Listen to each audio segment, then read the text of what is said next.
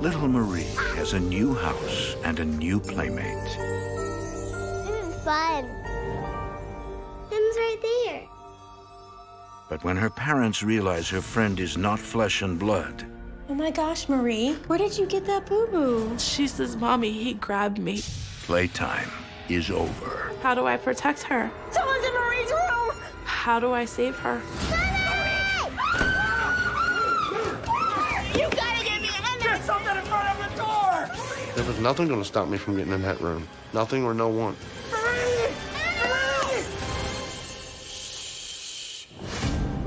In America, there is real evil. It lurks in the darkest shadows and in our most ordinary towns. Between the worlds we see Someone's in my room. and the things we fear, there are doors. When they are opened, nightmares become reality.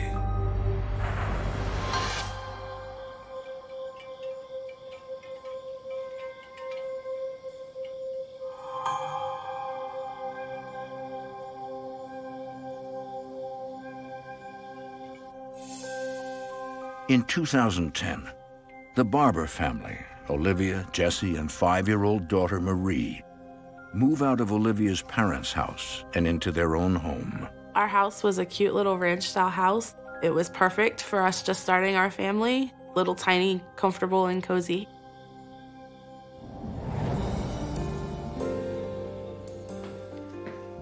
We were both excited about this new house. These the ones you're looking for? Yep, those are them. Oh, she's so little. It was our own, it was gonna be ours. It was all for us to grow as a family. I believe this is yours, young lady. I almost tripped on it in the stairway. Thanks, Daddy. Mommy, can I go outside to play? Marie is a very active child. She's very fun-loving. Sure, but just stay where I can see you. I'll be out there in a few minutes. Okay, kiddo, give Daddy a kiss. I've got to go to work. Even though she's only 5. I've noticed with her going to school now, she makes friends fairly easy. Just an outgoing kid. Jesse, my childhood sweetheart. I knew he was just gonna turn out to be this fantastic provider, husband, father, friend. What about me? Going off to work without even a goodbye? She's my whole everything. Get out of here.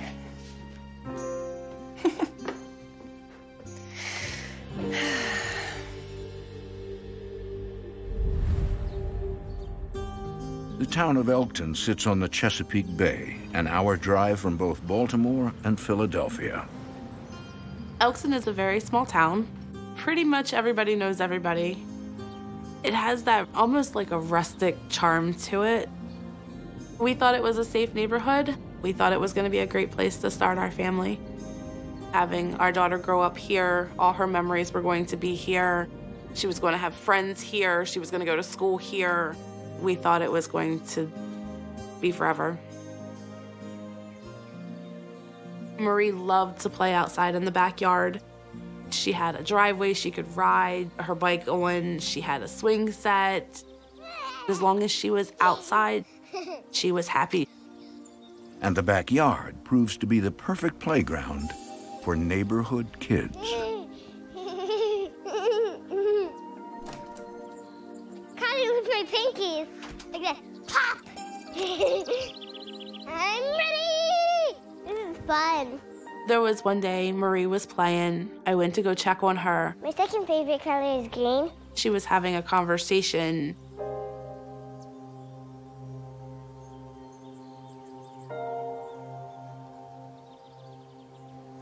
Hey, sweetie. Who are you talking to? My friend Jackson.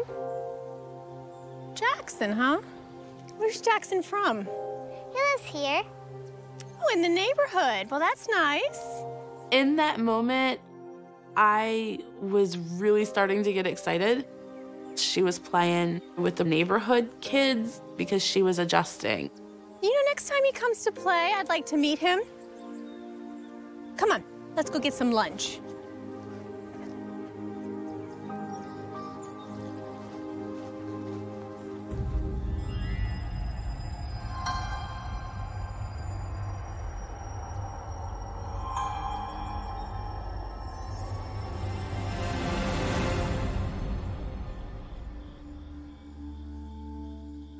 To the Barbours, the neighborhood is finally starting to feel like home. Until a few nights later.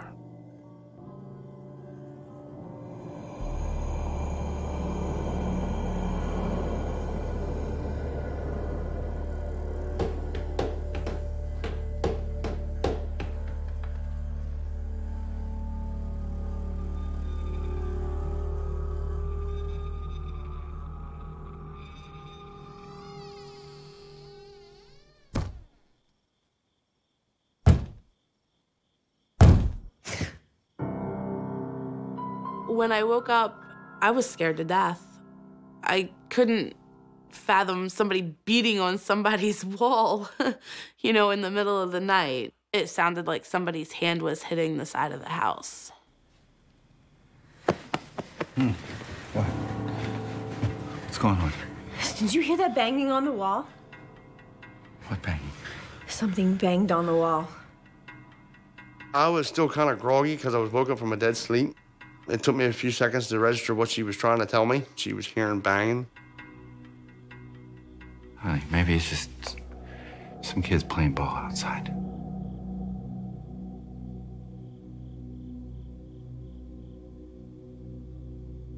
It's okay. All right? It's okay. I'll go take a look around.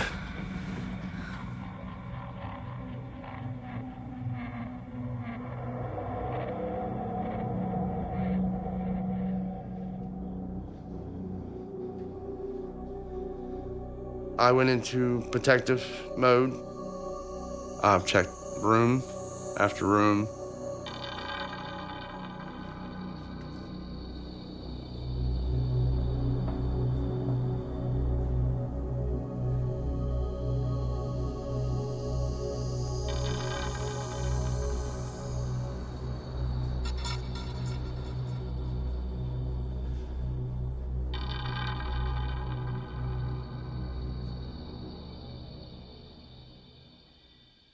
There was nobody outside. There was nobody in the house.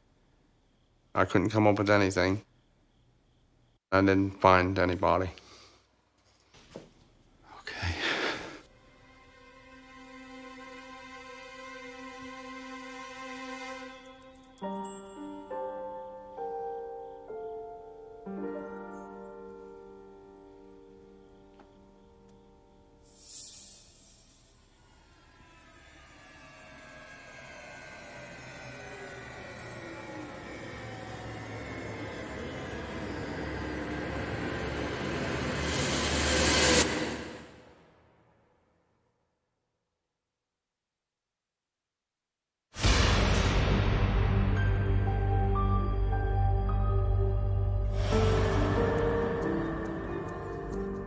Olivia Barbour is thrilled. Her 5-year-old daughter Marie has made her first friend in their new neighborhood. This is fun. Who are you talking to? My friend Jackson. When Marie first started talking about Jackson, it was how awesome he was, how he wanted to play, he liked doing things that she liked to do.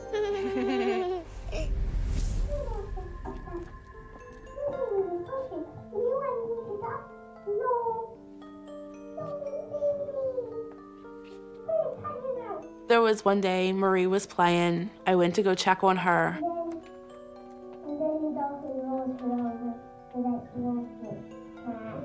Is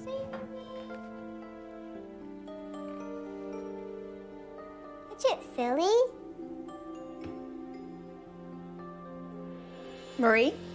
When I walked in, she was having a conversation. Hi. Hey, Mom.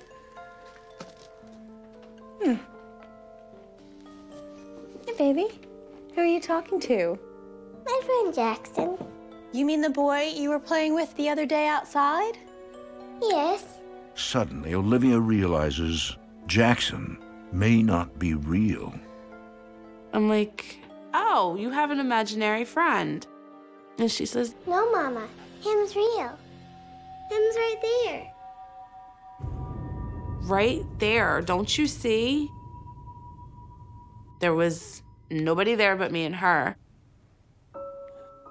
I had a feeling that something just wasn't right.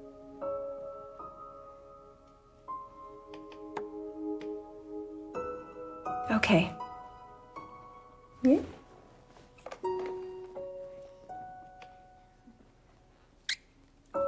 Mommy will be just down the hall.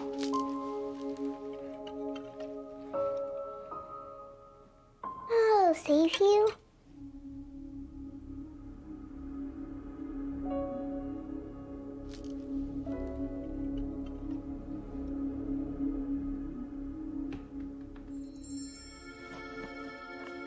That was my mom.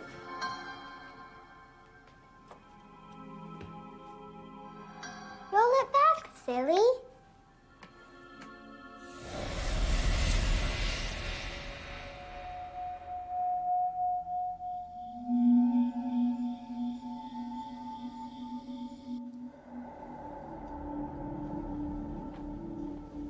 So it looks like we're going back next week to do another building.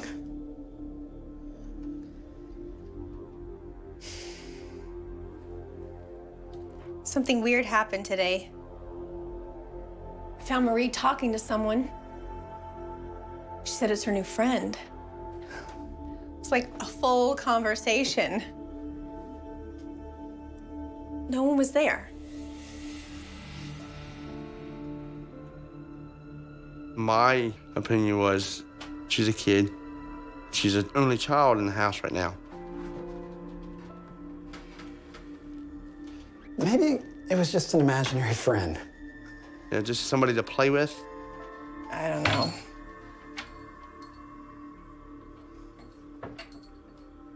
It felt weird. Honey, you're overreacting. I actually was thinking it's a good thing that she has an imagination. It just means that there's a creative side to her personality.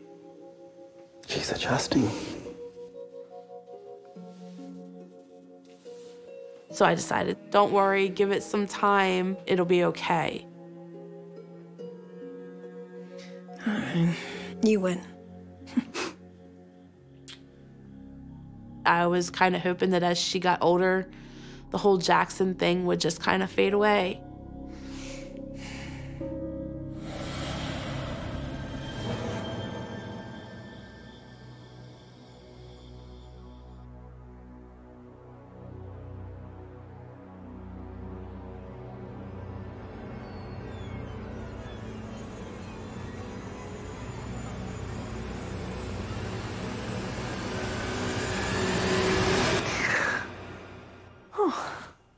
Mommy, I can't sleep.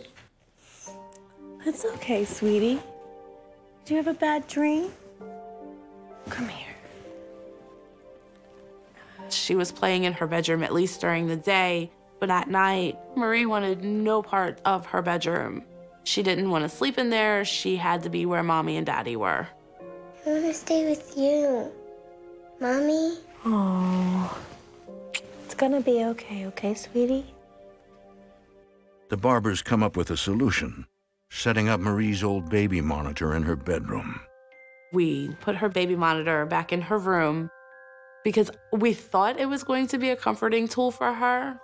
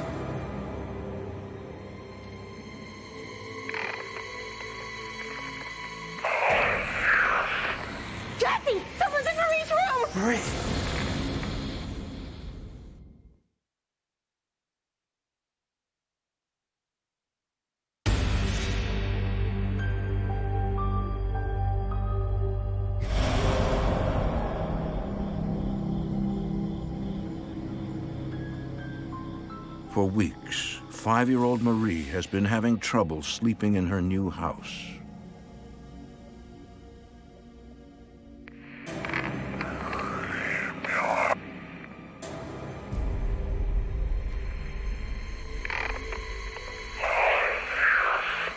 Jesse! Someone's in Marie's room! Marie! I really thought there was someone in my house.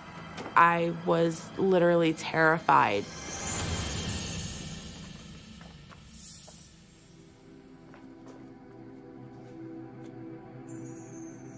Sound asleep. Walked in her room, she was sound asleep. And then nobody in there. Quiet. Check the closet. Okay.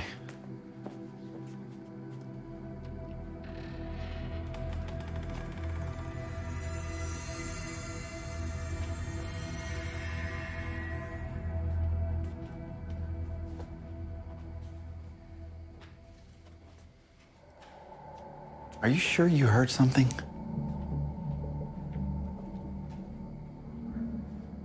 I know what I heard. There's something in this room.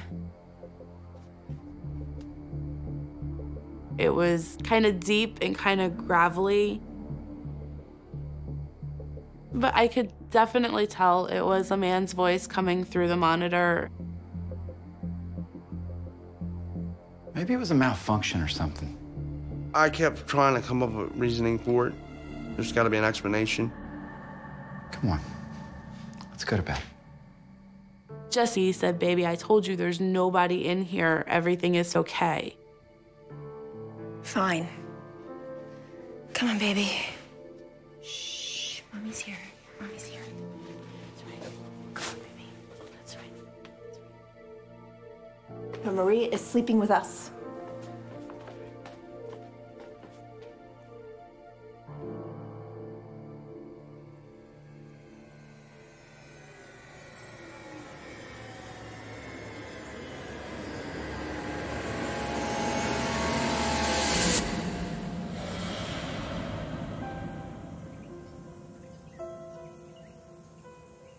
Olivia tries to convince herself that this has all been a figment of her imagination. He was gonna tell me I was just being crazy. We just moved in and I just needed to adjust. I felt alone and I had the feeling that something's not right here. It was really getting to the point that I did not want to live there anymore. I was petrified.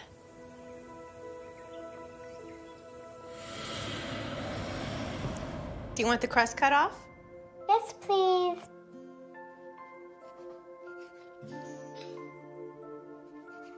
Just the way you like it.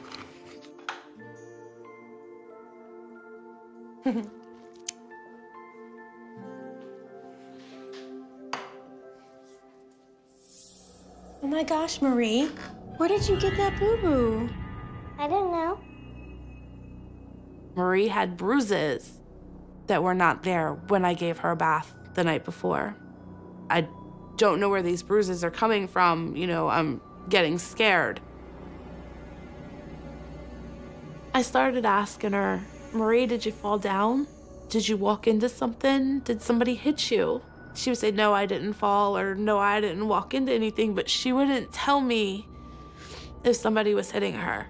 Honey, these bruises have to come from somewhere, and Mommy needs to know. I don't know. She was actually getting to the point that she was getting mad at me. I was terrified for Marie. I didn't know how to protect her. I didn't know how to keep her from getting hurt. Well, honey, you know you can tell Mommy anything, okay? Let me go get you some juice.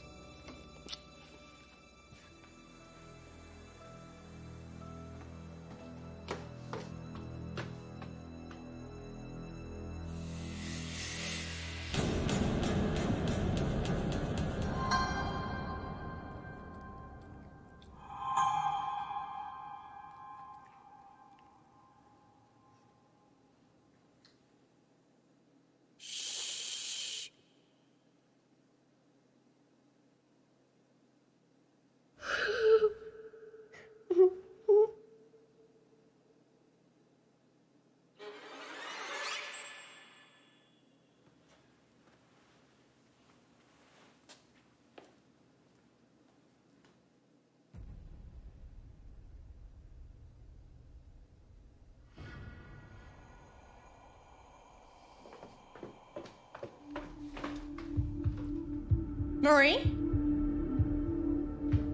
Marie? Where are you?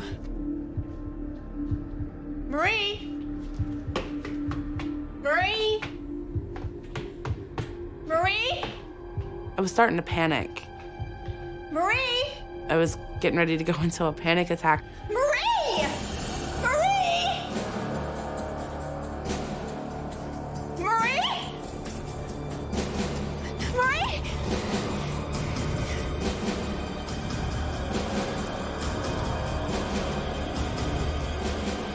Marie! Marie! Marie! Marie, I was worried, honey. Don't ever run off like that again. I didn't run off, Mommy. I'm playing with Jackson. Jackson? Where's Jackson? He's over there, Mommy. She says, right there, don't you see? Honey. He says I have to go with him. Go where? Up there. To heaven.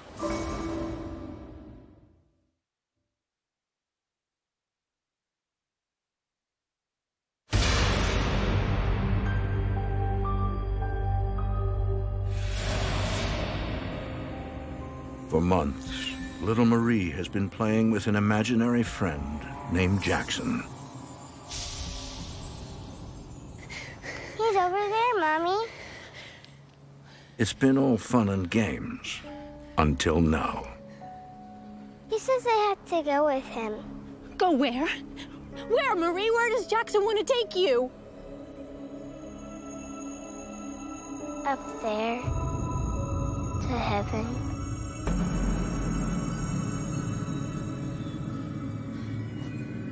I was horrified because to me it sounded like my child just told me she wanted to die.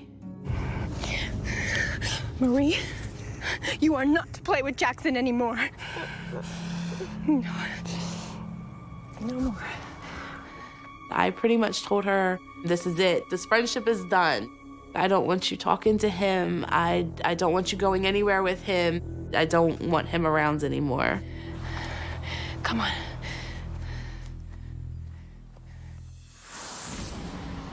Not knowing what to do, Olivia anxiously waits for her husband to come home from work. Oh my God, Jesse. What's wrong? Marie disappeared today. I found her outside playing with Jackson. He said...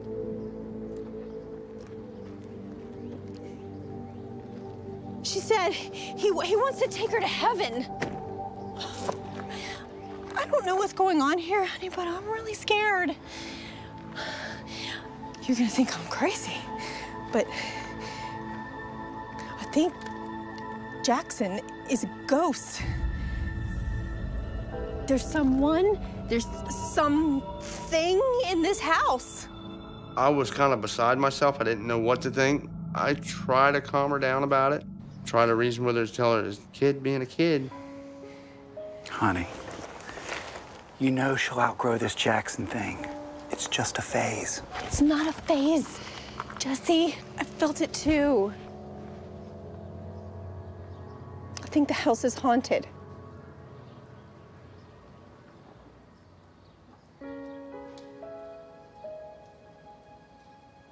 It's okay. Let's go inside. Let's go talk about this. Okay?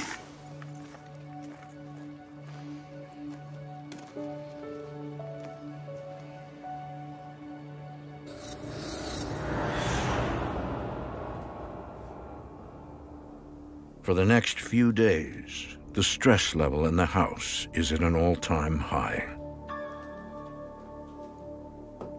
At this point, Jesse and I are hardly even talking. He'd come home from work, I'd say dinner's done, he'd say okay. That, and unless we were talking about Marie, that was pretty much the extent of the conversation. Our house felt gloomy, it felt unwelcoming, and it just felt like it was sucking life right out of us. She was really stressed. I was always tired. So it put a stress on us as a couple. It's frustrating. I didn't want to lose my wife or my daughter over this.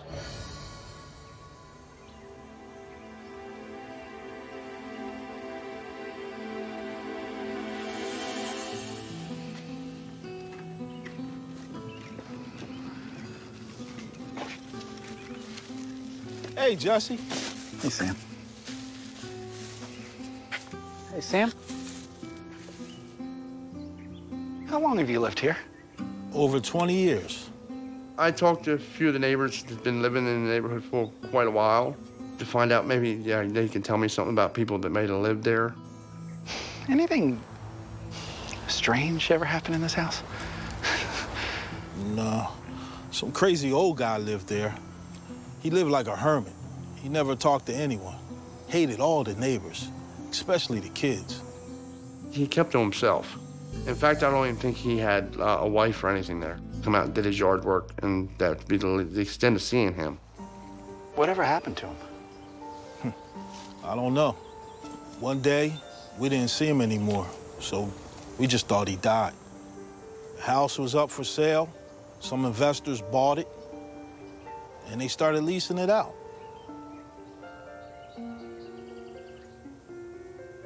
Why, is something strange going on? No, just getting used to the house.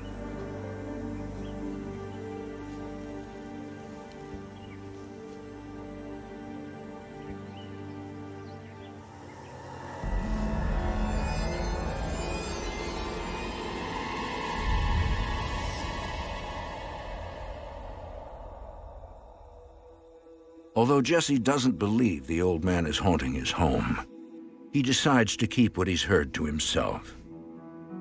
I didn't want to tell Olivia because she was already underneath a lot of stress with the situation. I didn't want to add more to it. There was no real reason for me to say anything about it.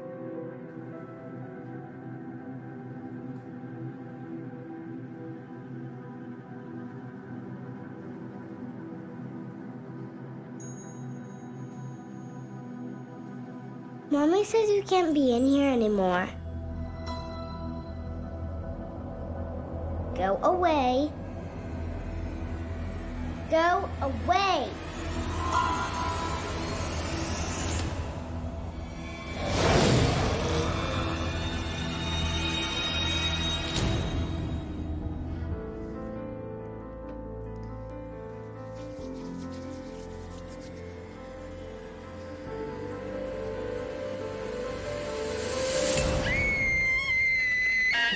Oh my God! It's Marie! It's Marie! What's going on? Marie! Marie!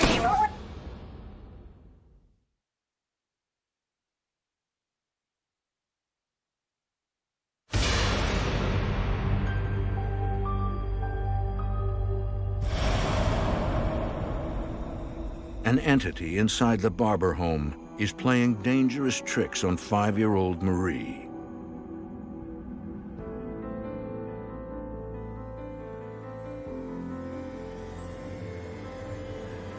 Go away.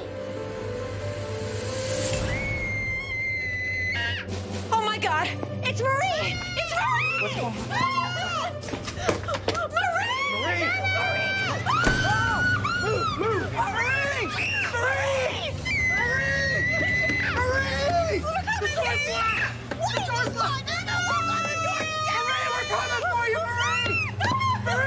Marie! Listening to her scream like somebody's trying to kill her and not being able to get in, that is like every worst fear and nightmare a parent has. How do I save her? How do I protect her? I see Marie! I see you, baby! That look on that baby's face, I'll never forget it. Get me in there. You gotta get me in there. There's something in front of the door! You're coming for me, baby. There's something blocking the door! There was nothing going to stop me from getting in that room. Nothing or no one. Oh, Jesse! Oh, baby! Oh, baby girl. Oh.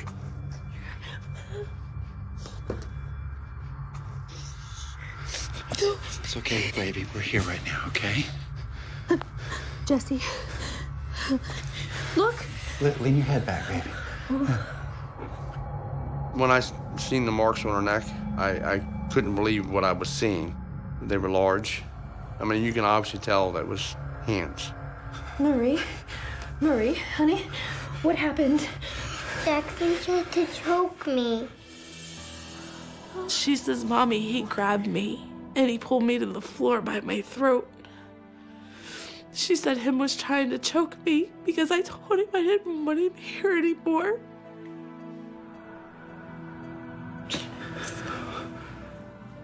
That was the most terrifying, upsetting experience I've ever had in my life. Somebody. In that moment, there was no doubt in my mind that Jackson was something in that house that was very dangerous. The windows are locked. There's no way anyone could have gotten in. There's no way Marie could have moved that heavy dresser. After what all Lib had been trying to tell me, that reality just sunk in, that this was happening. You coward! I lost my mind. I totally lost my mind. It exploded. Picking on a tiny child! I cussed him. I called him all kinds of names. You want to choke someone? Choke me! I was trying so hard to get him to leave her alone. Daddy, calm down. You stay out of this! I'll handle this! Knowing that I can't protect her, I can't fight off what's there,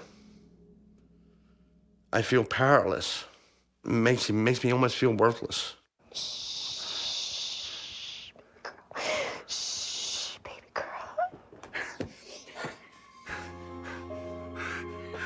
I'm sorry.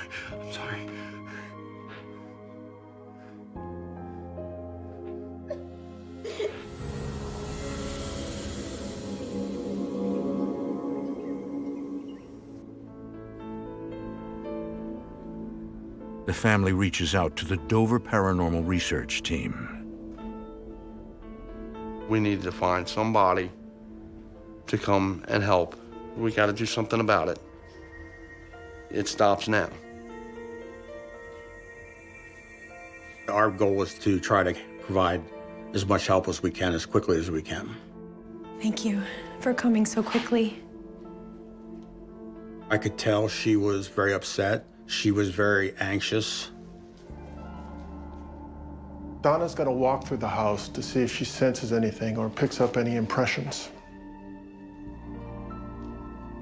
I just kind of looked at Tom for a minute and I'm like, he honestly believes me. Maybe I'm not going crazy like I thought I was. Why don't we sit and chat while Donna does her work? I'd like to hear more about what you're experiencing.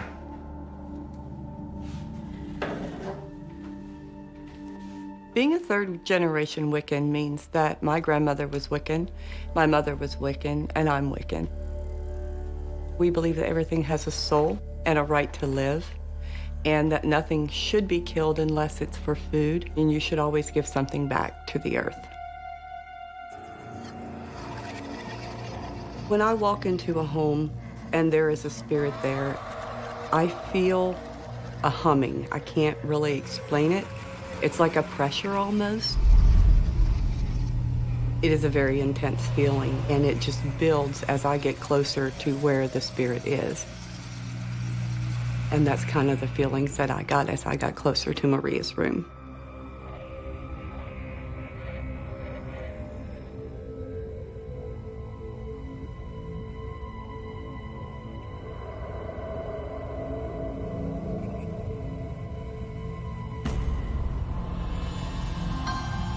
At first, Donna sees an innocent little boy.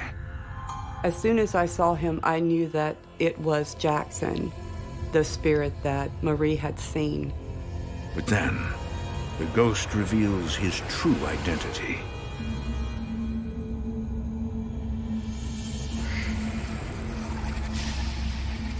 Good for nothing, children. I knew that he was very strong, and I felt that he was very angry. Think you can step on my land? Get off of my land. Get out of my house. Get out of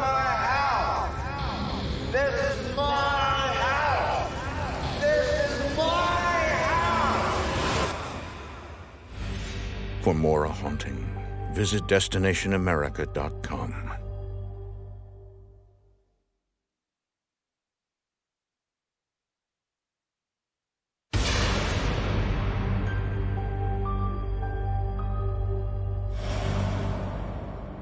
A spiritual investigator has seen the ghost haunting the Barbour home.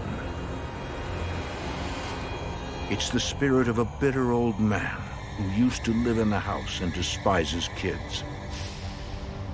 Good for nothing, children. He was in the corner of Marie's room, and he was very angry. Get out of my house! She fears 5-year-old Marie is in danger. Marie's family still thinks Jackson is a young child, but the truth is even more shocking. There's a spirit of a man in your house. You mean a little boy? No, it's a man. He's older and very unhappy. He's very angry. He doesn't want you here. To be told that this is not a child terrorizing another child. This is a full-grown man terrorizing my daughter. My heart just felt like it broke all over again. I was petrified. But why is this ghost disguising himself? And what are his true intentions with Marie and her parents? A spirit can present themselves in many ways, especially to children. And he did present himself as a friend, because that would be someone that she would trust. I believe that Jackson actually lived in the home. I believe that he was a loner. I don't think he had a close relationship with anyone. I think he was angry in life and angry in death. So why would he be drawn to Marie? Because she could see him. And I believe that he wanted to use that. When Marie pulled away from him, Go away. it made him very angry. They have a loving family, and that angered him because he didn't have that in life. He truly did not want them there. He hurt her. Fear made him stronger. He doesn't want you here. This attack on Marie is very serious.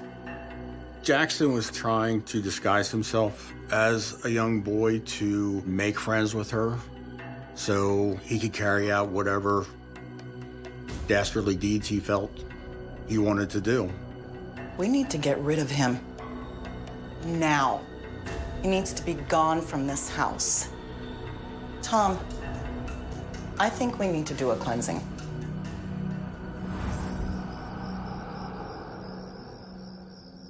Donna instructs the family to stick together during the cleansing no matter what. Donna's going to come in and she'll give us instructions as to what we're going to be doing, okay? Okay. And she's been through this many times before, so you don't have to be worried. Okay, Marie. For Marie, she prepares a special Wiccan spray, using spices and holy water to serve as a weapon against the ghost who attacked her. Take this spray, and whenever you feel scared, you spray it. And in your heart, you tell Jackson to go away. And this is a prayer that we'll be saying during this ceremony. And Tom is going to light the sage. It's very powerful for clearing negative entities from a space. All right, if you'll say it with me. Divine Goddess, Goddess divine, Divine God, God divine. If evil dwells within this space, make it leave this place. This is my house. So let it be. Keep going. Divine Goddess, Goddess divine. Get out of my house. Divine God, God divine.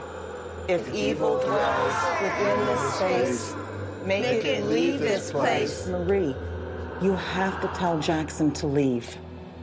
She was scared. I mean, she was very scared. You can do this. Tell Jackson to go away. Spray it at him. Good girl. Tell him to go away. Go away. Again. Go away.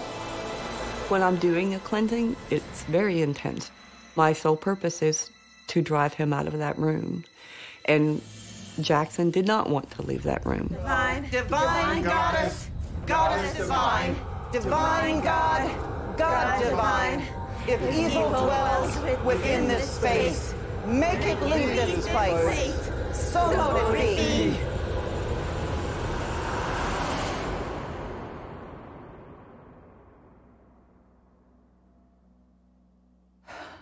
He's gone. It's over. He's moved on. When she was finished, I feel like this big, huge, dark cloud has just been lifted from our home. It was amazing. Then I looked at Jesse and I said, it's gonna be okay now. I was empowered again. Being the dad, the protector, it gave me that back. Thank you.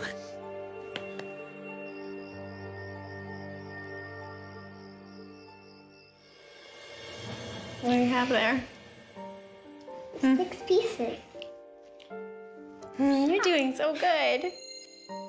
To see our little girl go back to the way she was before, that was the best feeling. The absolute best feeling ever. I'm needing this piece right here, but I can't seem to find it. It's right there, under Daddy's It's right where? Under Daddy's hand. Is Daddy hiding a piece from me? Give me this piece. Me and Olivia, the history we've had, through all the stuff we've been thrown at, this is just another stepping stone. It's made us that much more stronger, much more connected with one another. I have always believed in the paranormal. Growing up, my belief was they're all about fun and games. They're not gonna hurt you. Yes, I think somebody's at the door. Okay. I never dreamed that they could hurt you. Now, I have a whole nother outlook on it. If you are miserable in this life, you're gonna be miserable in the afterlife. There are ones out there that could probably kill you. It's done, it's over, it's behind us. And I don't ever wanna experience it again.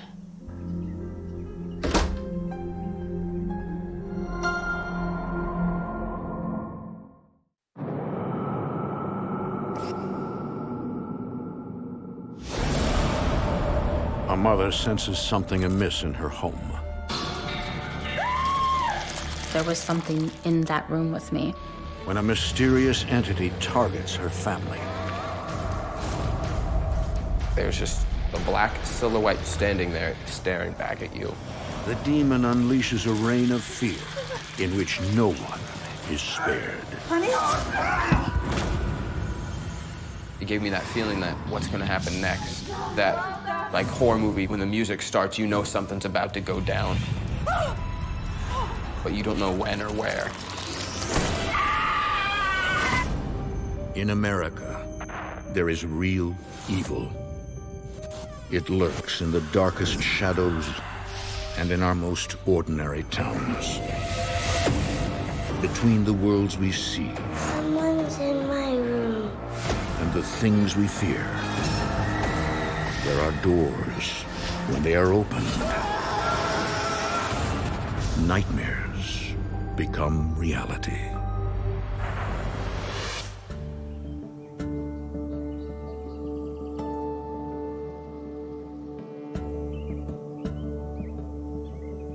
In June 2013, Jacinda Rearick is recovering from back surgery.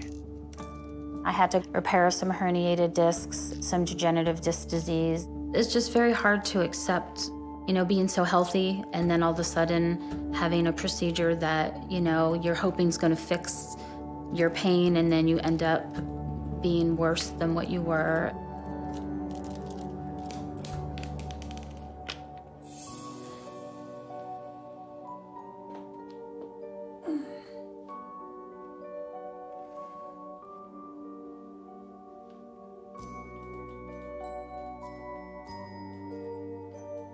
Baby.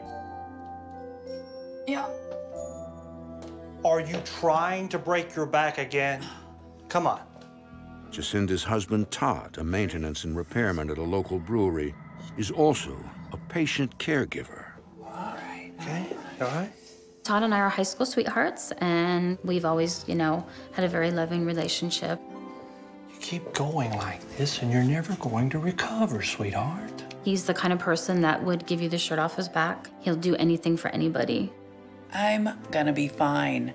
I thought... Well, you just thought wrong. Hey, Justin! Yeah? Keep an eye on your mom today. If she gets back out of that bed, you have my permission to tie her down in it. You got it. Have a great day, Dad. Their 19-year-old son, Justin, who recently graduated from high school, works at a hardware store in town. Justin is a wonderful kid. Just one step at a time. He is so caring and compassionate. You got it? My relationship with my mom, I'd say that we're really close. I can talk to her about anything, and she's right there for me, and she's my mom. I mean, I love her to death. The Rearick family live in central Pennsylvania. Montanan's really small. Not a lot happens. You could drive by it and miss it. It's a quiet town. It's a close-knit community. Kind of everybody knows everybody. Everybody looks out for everybody. The family moved from a mobile home to a 3-bedroom house when Justin was just a boy. Moving into the house was something that I always dreamed of, just because you want to be able to raise your family in a home. We all enjoyed each other's company and enjoyed living in the neighborhood. For Jacinda, the hardest part of recovery is not the pain, but filling the time. Being so sedentary and confined to the house, it was very difficult to not let myself, fall into a depression. After I had this back surgery, I got my digital camera out and started looking through the pictures, and it was of Justin's graduation. I was noticing these balls of light. They were all different sizes. Some had rings around, some didn't. Some were solid white, some were purple. I felt that they were orbs. Jacinda has a suspicion as to what the orbs could represent. I know by reading and watching TV that a lot of people said that they were spirits or angels, and it just intrigued me even more.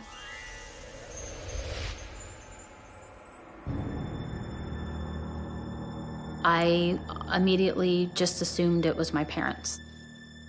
I was very close with both my mom and my dad, and the thought of these balls of light, orbs, being my parents, it was really comforting to me. I thought maybe they were with me during all my health issues.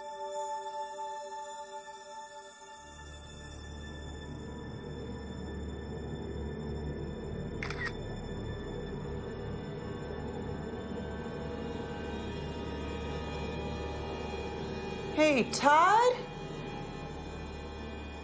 Yeah. Hey, come here for a second.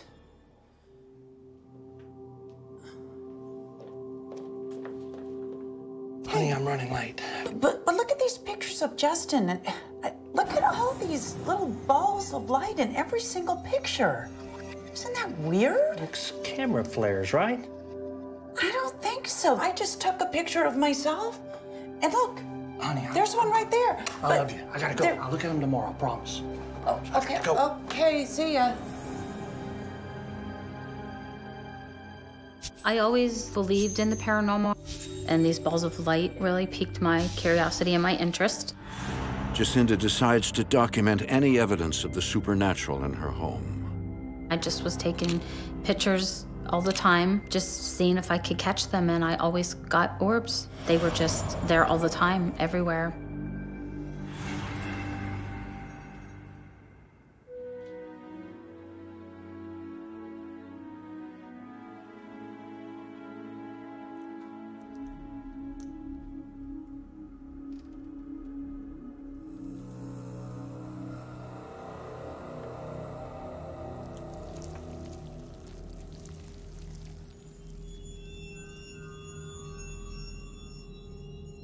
I had that feeling that something was right behind me.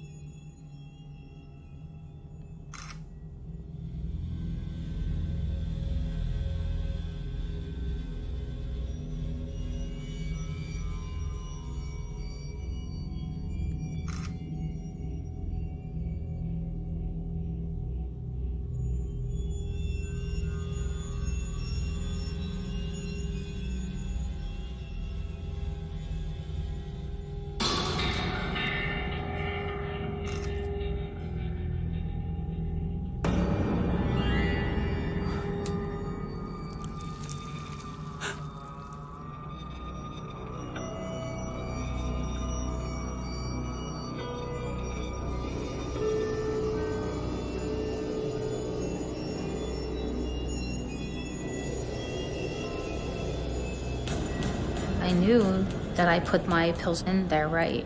Something happened, but I didn't know how it happened. I thought, okay, how's this possible?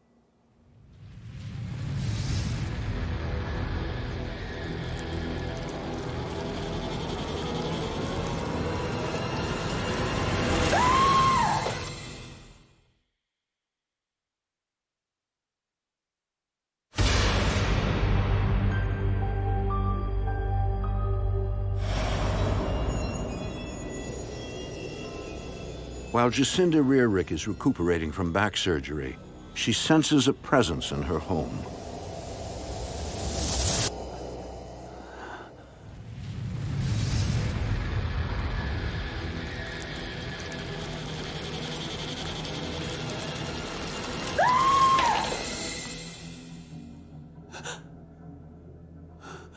I couldn't get a clear view of what it was, but there was something in that room with me. I knew something weird was going on, but I didn't know what it was. At first, she feels uplifted, believing it to be the loving spirits of her parents who died several years ago. But now, she's not so sure. So can I get you anything before I head out? Maybe a good book or something to eat? Honey, I want you to take a look at these pictures that I took last night in the bedroom. Do you see that dark shadow in the corner? Babe, there is nothing in the house. How can you say that? You can see something. It's right here. Look, you've been cooped up in this house for months. You're all stressed out and you're not feeling great. I totally get that. Todd has always been very skeptical of the paranormal. He would always listen to what I had to say, but he always had his own opinion. He was very adamant that he did not believe. You know what? You should start painting again. You were always so good at it. It would be like a release for you. You know, get your mind off of things. Do you get better? Todd and Justin just kind of really didn't respond. They just kind of blew it off. They didn't believe me.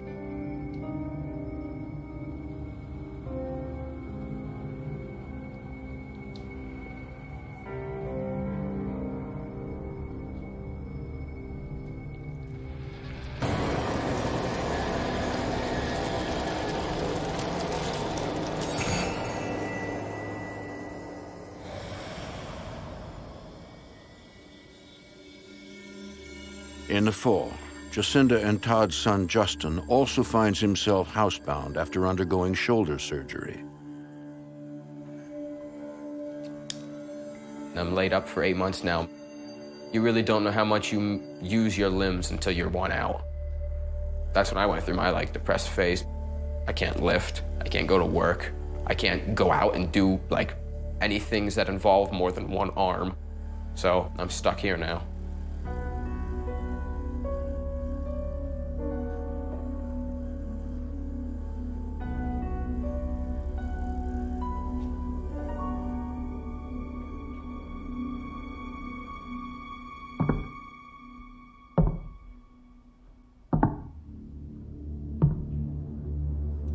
All of a sudden, I heard footsteps walking above me. Mom? Dad? My mom's friend took her out for dinner. My dad stayed over at work late, get some overtime. The whole house was empty except for me. Mom! Dad! I was nervous because I was like, maybe is someone in my house that I don't know? Like, if someone broke in.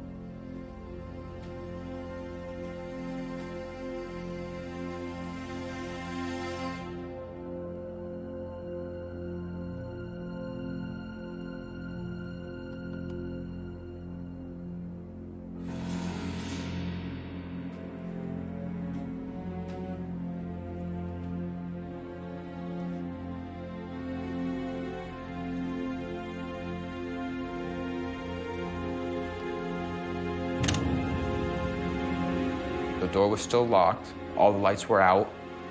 Nobody was home. I was like confused. There was no doubt in my mind that I heard those footsteps and that I thought somebody was in the house.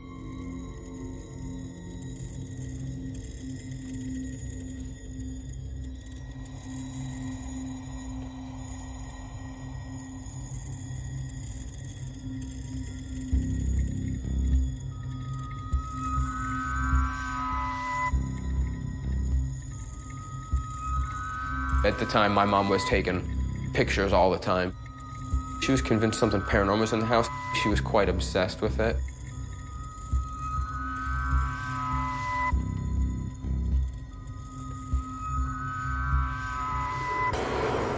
There was undoubtedly something there. You could see a shadowy silhouette of a person that is unnatural, like not organically supposed to be there.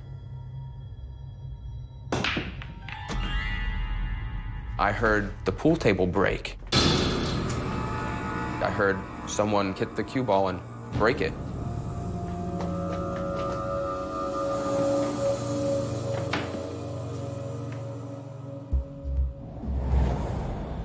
I couldn't believe my eyes. The balls are completely broken, and they weren't just a couple minutes ago. Something physical just happened, and I don't know who did it.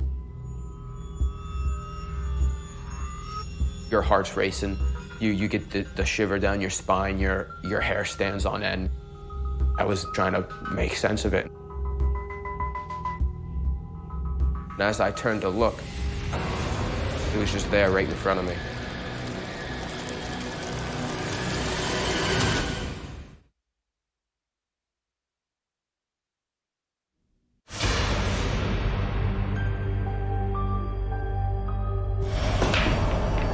Year-old Jacinda Rearick is home recovering from surgery when a terrifying experience brings him face to face with a paranormal force. I heard the pool table break. The balls are completely broken, and they weren't just a couple minutes ago. There's just a black silhouette standing there. Even though you couldn't see physical features, you had that feeling that it was staring back at you.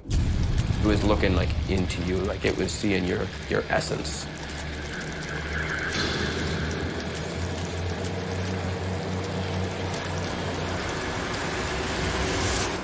And no quicker than it came, it was just gone. I know what I saw, and yeah, there's no way I can rationalize that. There's definitely something spiritual or paranormal going on here. Justin turns to the only person who might believe him. Mom, we gotta talk. Okay. So, You know how you've been saying that something is, like, in the house? You were right. I saw something. You did? Yeah. I don't know what it was, but... Was it the shadow? Yeah, but like of a person. God, you saw it too? I know, I'm sorry I didn't believe you. When I told my mom, it was a mixture of like surprise and shock and fear all at the same time. She was relieved in a sense that someone else finally saw it and someone else now was completely on her side. I finally had somebody experiencing other things in the house to actually prove that there was something there. But this thing was, it was like dark, evil. It gave me that feeling that what's gonna happen next? That like horror movie when the music starts, you know something's about to go down, but you don't know when or where.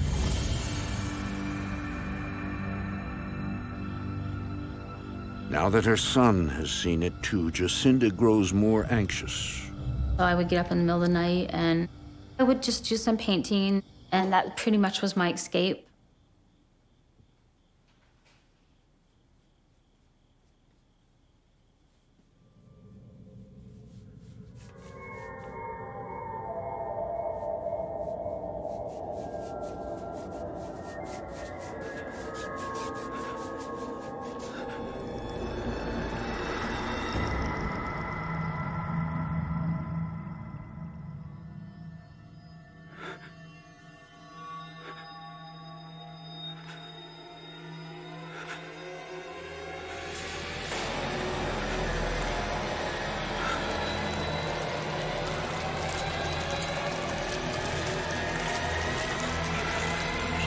Jacinda.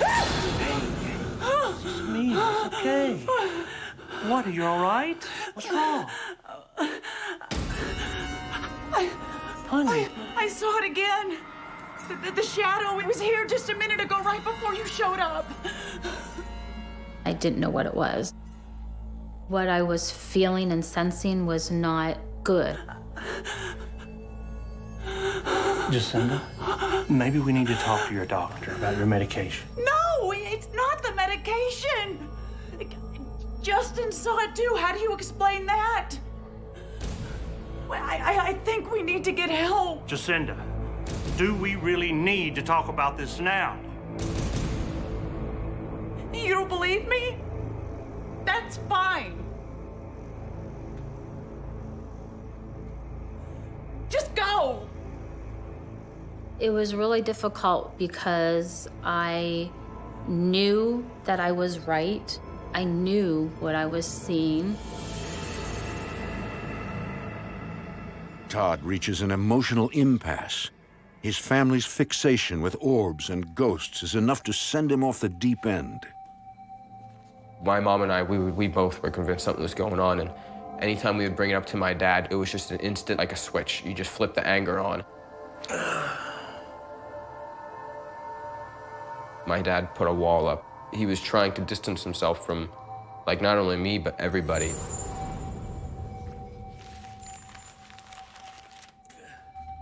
I don't think he realized how much he was drinking, and I don't think he realized how he was coming across. One night, Todd surprises his family by coming to dinner. Hey, honey. Hey, Dad. This is nice. Yes, it is. Yeah, good of you to join us. It's like old times. Yes, it is. Yeah. It's Grandma's recipe. Greatest potatoes ever. Being that Todd was being so distant, he very rarely ate, dinner with Justin and I, which was something we always did as a family.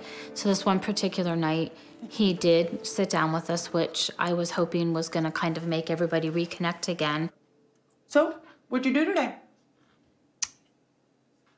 Stuff? You do stuff with your arm? I mean, yeah, a little.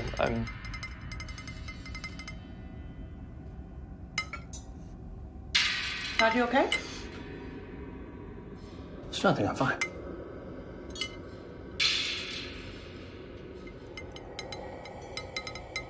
Honey, are you okay?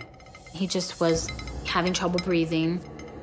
Honey, you're shaking. Really, Dad, Todd. you don't look so good. His color didn't look good, his coordination was off. Something definitely was wrong. Oh, honey, Honey? Dad. All of a sudden, my dad put his hand on his chest. He had a face of pain. Todd! Todd, what is it? Todd! Honey! Todd! Todd!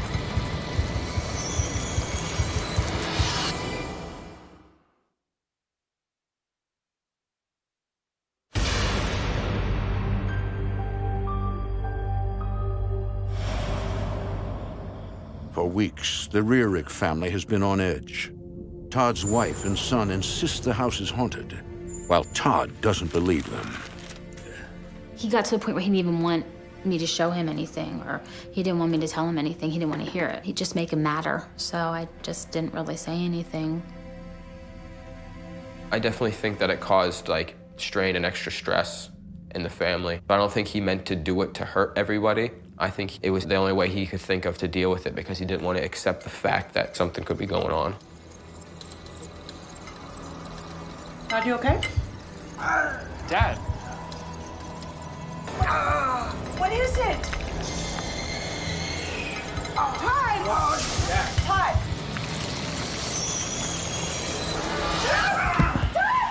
Oh, Todd! Dad? Oh, my God. Todd! Todd, oh, please! We need to get help! We went to the ER, and they ran every kind of test that you can imagine, and they still couldn't find anything wrong, but he was extremely weak. Everyone was just baffled. Looking back at it, there's always that possibility that it wanted to show off its power. It wanted to make a mark, and it chose him because at the time, it might have felt that he was most vulnerable, but he made it.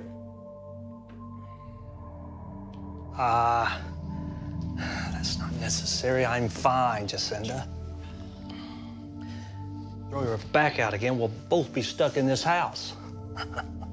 That's not funny, Todd. I'm scared. You almost died. I started to wonder if what was going on in the house was affecting his health as well. Come on, the doctors check me out. They say that I'm fine. You're not fine, Todd. You were on the floor. Something is happening in this house. I don't feel safe here anymore. Come on, Jacinda. Don't make it something that it isn't. You're exhausted and I'm exhausted. Let's just go to bed. I was scared, and I was trying to figure out, was there something evil in the house? He totally did not agree with that at all. But I felt like that episode was a warning.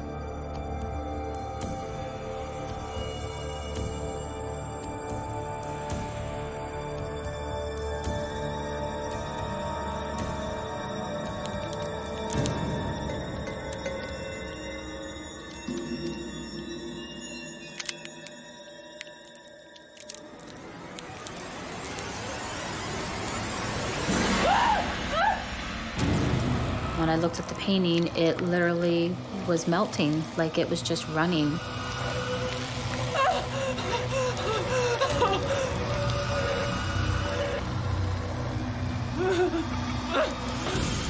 These physical things were happening now. Everything in the house was escalating. It makes you feel helpless. Between the ever-present fear and debilitating health issues, it seems everyone in the Rearick home is spiraling out of control.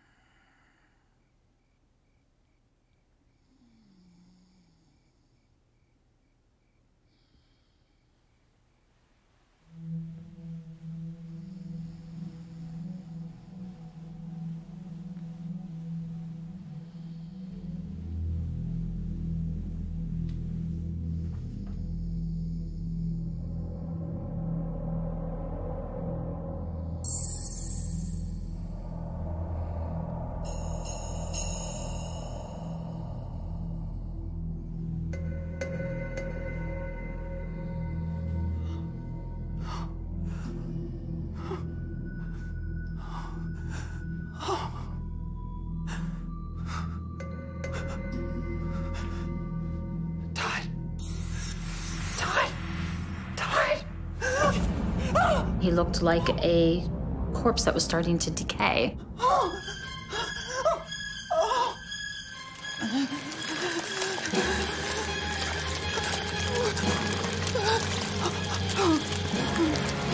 My body was just wrapped with these black tentacles. I couldn't move. I couldn't lift any of my arms. I just felt like I was being held down. I couldn't scream. I was just like, oh my God.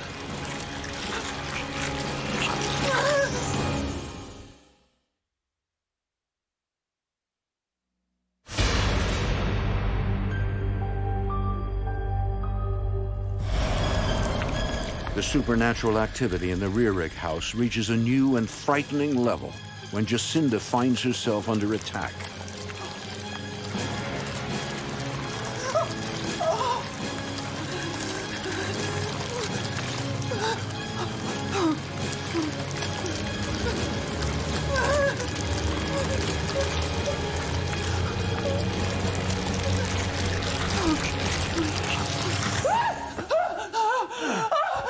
Jacinda, what's wrong? You okay? What's wrong? There were black tentacles. They were twisting all around me. They were suffocating me. I couldn't yell for help. You need to calm down. Just breathe. You were dead. And it was the most horrifying thing I've seen all my life. Settle down. You just had a terrible nightmare.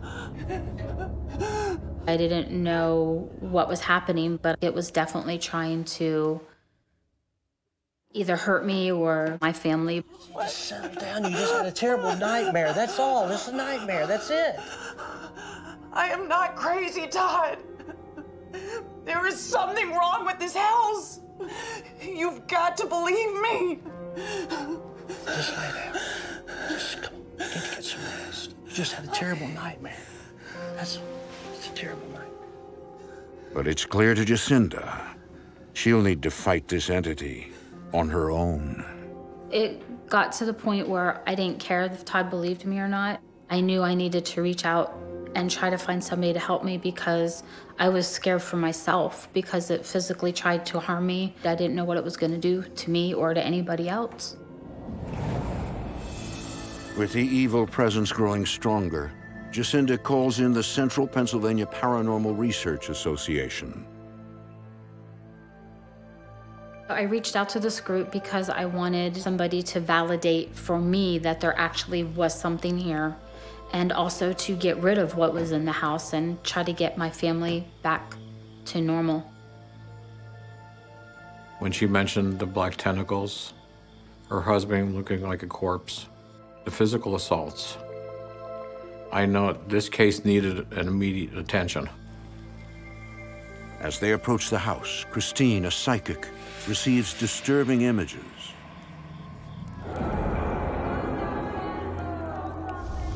My role in the group is lead psychic. I chose to be interviewed in shadow to maintain my privacy. Christine? What do you see? I sensed Eastern Europeans long ago camping on that property. Rituals were done, sacrificing more than one animal. Sacrifices were made on this property. Rituals performed. They opened the door to the other side. What Christine saw coincides with the research I did.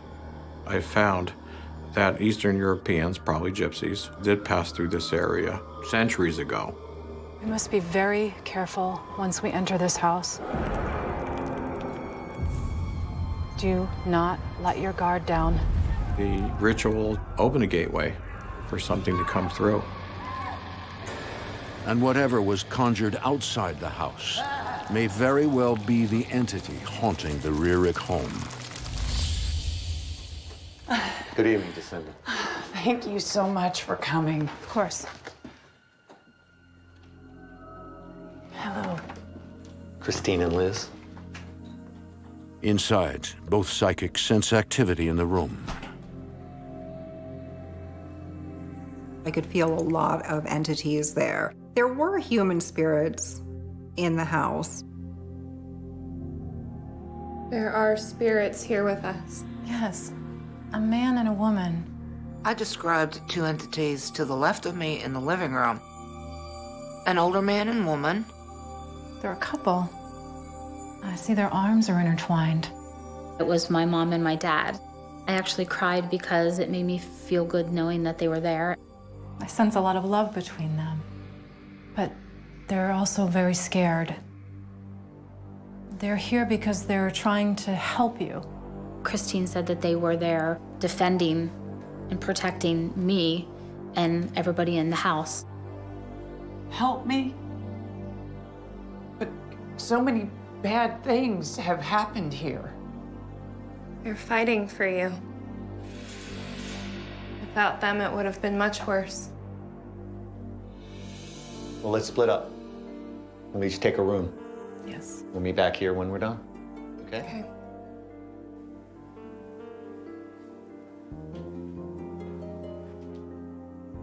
It'll be all right. We're here to help. As the investigation continues, Liz is drawn to Jacinda and Todd's bedroom. As soon as I walked in, everything felt dark and heavy. Just a very nasty, foreboding feeling.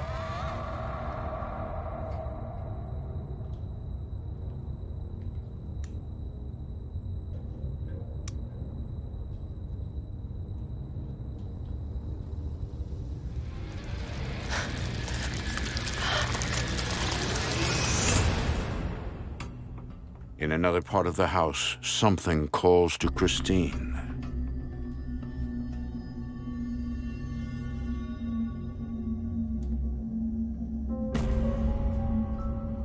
Hey there. There was a young boy in the house. Hey.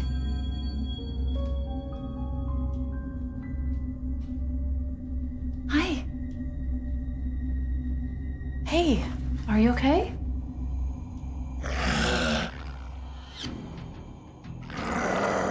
I felt a deep sense of dread. Fear, too. Liz also feels the fear. I saw the tentacles. They started coming out from the closet, under the door, underneath the furniture. It was all around me.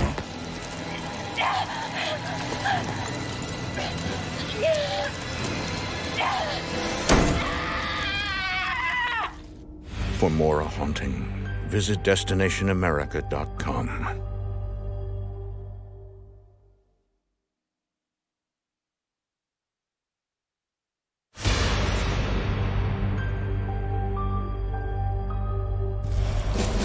While investigating the Rearick family home in rural Pennsylvania, two psychics make separate encounters with the same dangerous entity. For Christine, it masquerades as a child.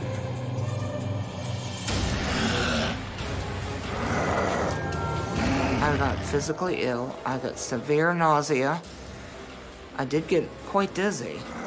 This little boy was an inhuman entity. Liz! What happened? Are you okay? I was attacked. There were tentacles covering my body. It wanted to just wrap itself around me and take me. It wanted to pull energy right out of my body. I saw it too. What we're dealing with is a demon. I have never come across one so powerful. We needed to figure out a way to get rid of this thing as fast as we could. The team breaks the news to Jacinda. The investigators believe that the spirits of her parents are there for a reason. Jacinda's parents were trying to protect her from something very evil in the house. This demonic entity was the one that was causing danger and would hurt the family. But how could this happen? The investigators confirm that whatever Christine saw outside the house is the same demon haunting the Rearick family. A ritual was performed here long ago by a group of travelers passing through the area. It created a gateway to the other world, and that's how the demon came through.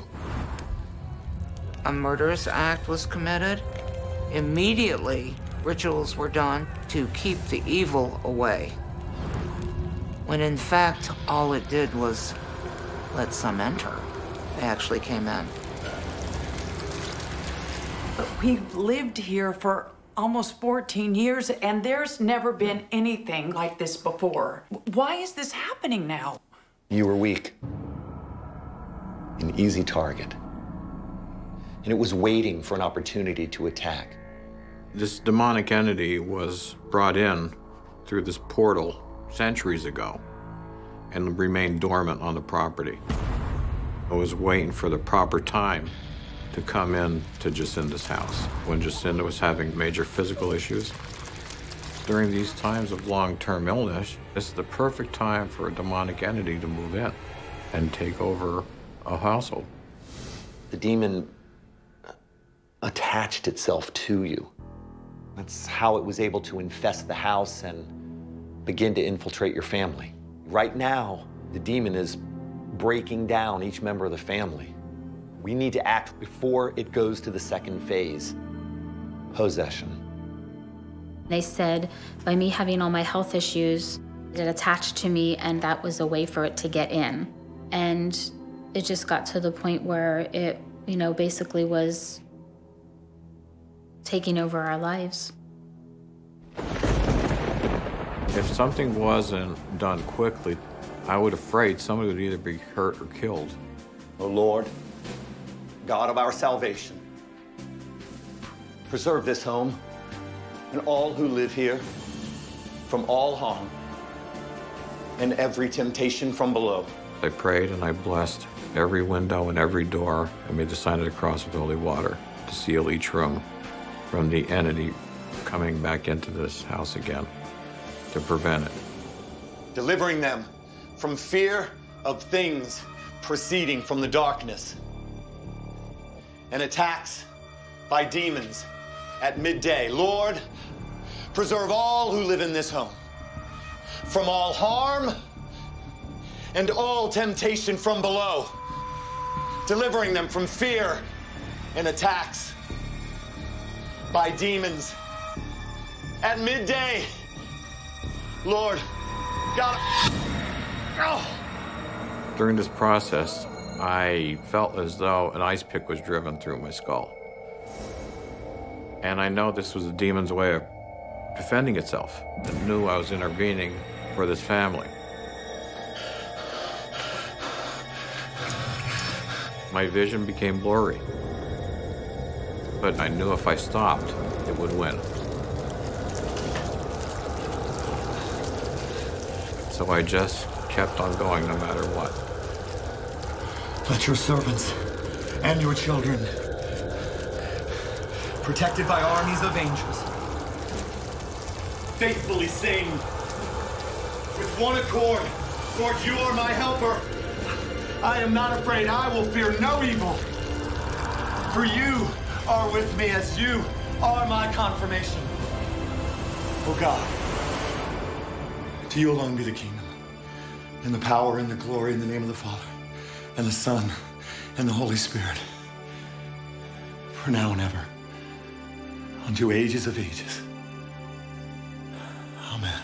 As I got to the final stages of the cleansing, a calmness came over the house.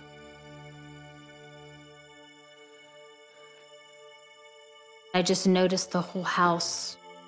I wasn't afraid, and it just felt like the heaviness was gone and the darkness was gone, and it just seemed like the whole house was filled with light again.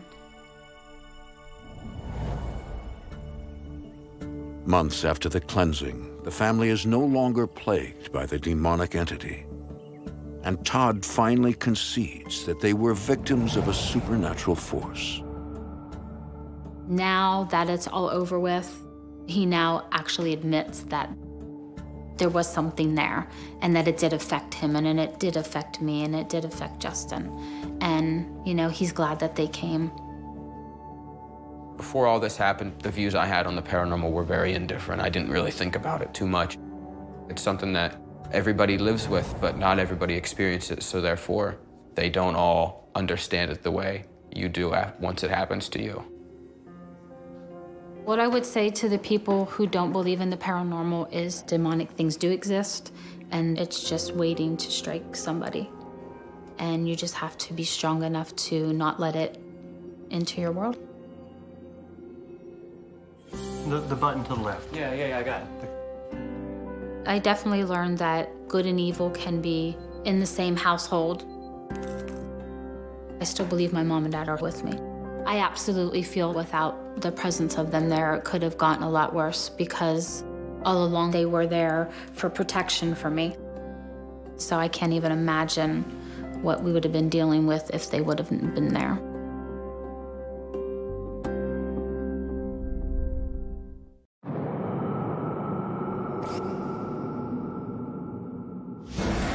A family settles into their suburban dream life when a dark energy invades their home.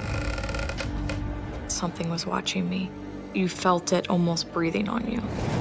Evil lurks behind every corner. Scary man, he's in the walls. I could feel that something was around me. And no one rests in peace.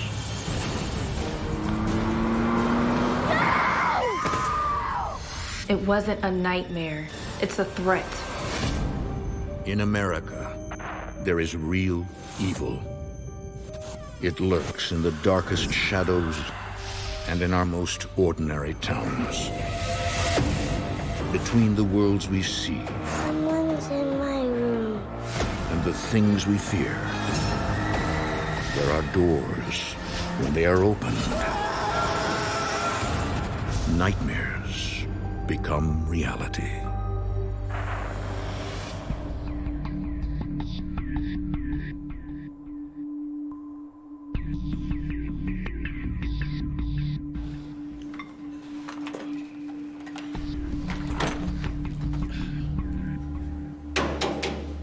All right, guys, let's wrap it up for the night. No argument from me. Me neither. In 2013, Bill Toller, a brick mason, takes on a job at the state penitentiary. I was starting my own contracting business and doing bricks and remodeling. We had one really big job, which was the jail. The tools had to be away from the inmates, so where we kept our tools at was death row. Hey, has anybody ever told you guys that we're standing in the execution chamber? Well, the former execution chamber.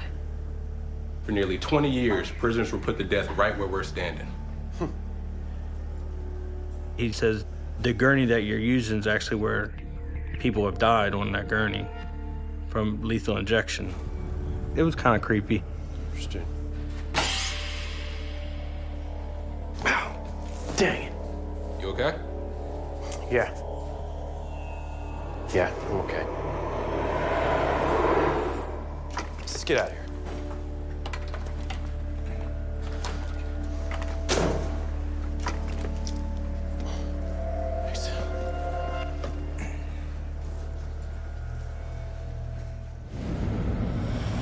But this is not the only big project in Bill's life. He has just moved his family to the suburbs. We were moving from Baltimore, from a little row home to Pasadena. Pasadena is a quiet, family-oriented community. Kind of like waterfront type people, always on the water, fishing, crabbing. Definitely a good place to raise kids. Rudy the tugboat was shiny and new, ready to set sail on the ocean blue. Waiting for Bill at home is his wife Amanda and their son Colin. When Bill and I arrived at the house, we both knew that it was perfect for us. It was a lot of room. Chug, chug, chug, chug, chug, chug. Moving out to sea went the little tug. Daddy! Hey, how you doing? Good. Yeah? Good. Colin's a big ball of energy. Rough, tough, typical boy. How was your day? It was good. Long, tired. What happened to your finger? Oh, I'm still out. No big deal. Hey, guys. You're leaving. Yeah. Yeah, Mom's waiting. Bill also has two sons from a previous relationship, Byron and Corey. who stay with them part of the time. Well, tell your mom I said hi, and listen, behave yourselves. Yes, sir. Yes, sir. Yes. You're just a normal, average family. See you later, okay? See ya. Have a good week, guys. Bye. Bye. All right, where were we?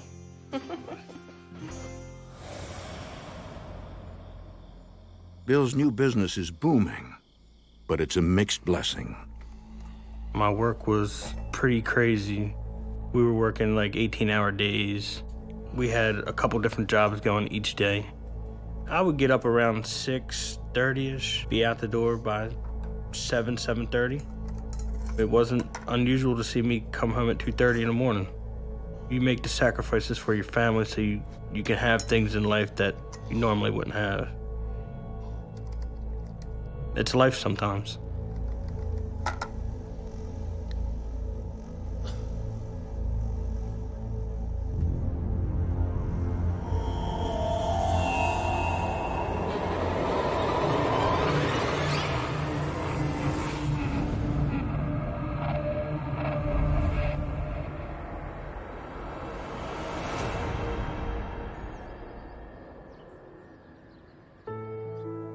Most days, it's up to Amanda to manage the running of the home alone.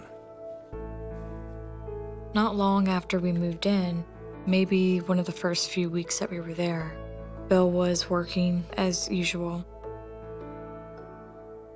I was in the living room.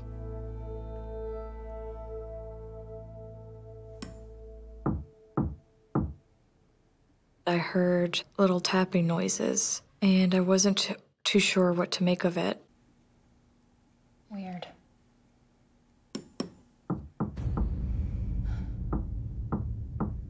The tapping would be the corner, top corner, it could be the left, the right. It was so random, it wasn't one area.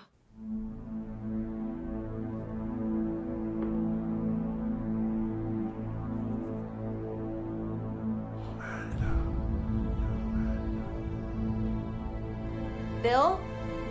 I kept hearing my name. It was like a whisper. It was in the hallway, and then it got closer to my ear. I thought, okay, well, Bill's home. Bill! I kept listening, and it would stop.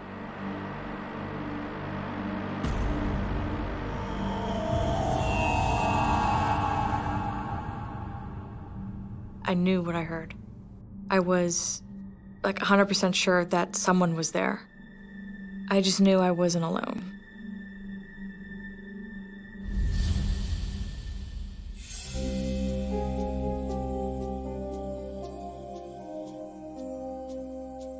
Amanda decides to keep what she's heard to herself.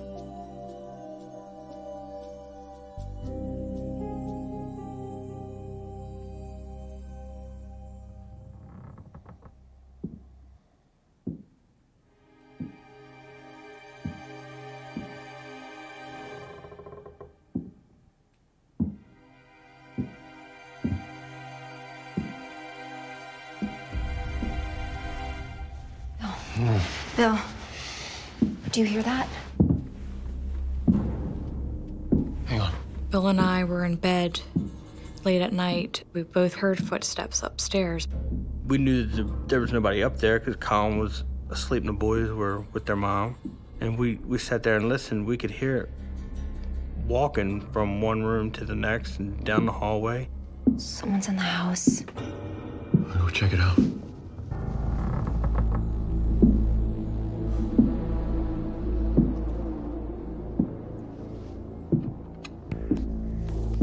Fearing for his family's safety, Bill grabs a gun he keeps locked away for protection.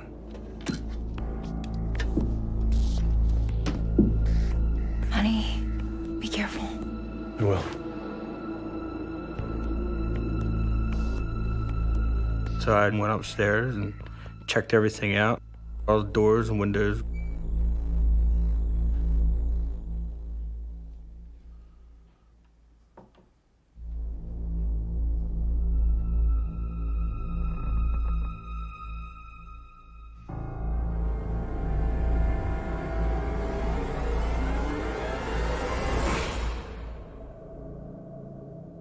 there was nothing up there.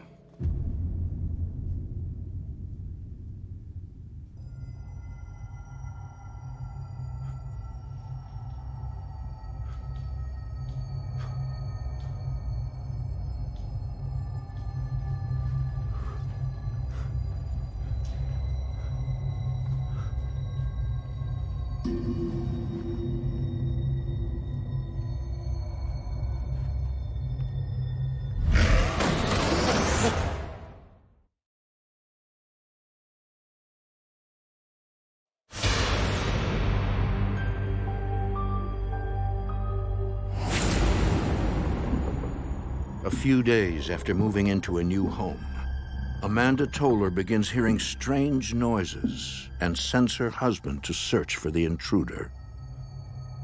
I'd grabbed my gun and went downstairs and checked everything out.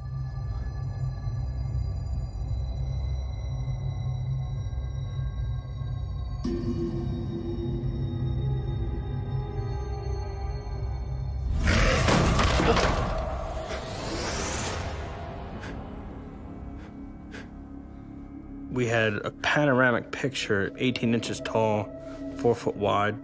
That picture comes off the wall, hits the desk, flips to the left, and lands about 6 feet away. And I had hung it really good. I smacked the wall and everything to make sure that picture wasn't gonna fall because it's canvas. It should have stopped right when it fell and hit the desk. There was nothing to give it a different motion. What's that noise? The picture fell. What was going on upstairs? Nothing. Colin was sound asleep and all the doors and windows were locked. Are you sure? I heard it. We heard it. I don't know what it was. Sometimes houses creak and make noise. In my head, I'm thinking, it's nothing. It's gotta be something settling or something.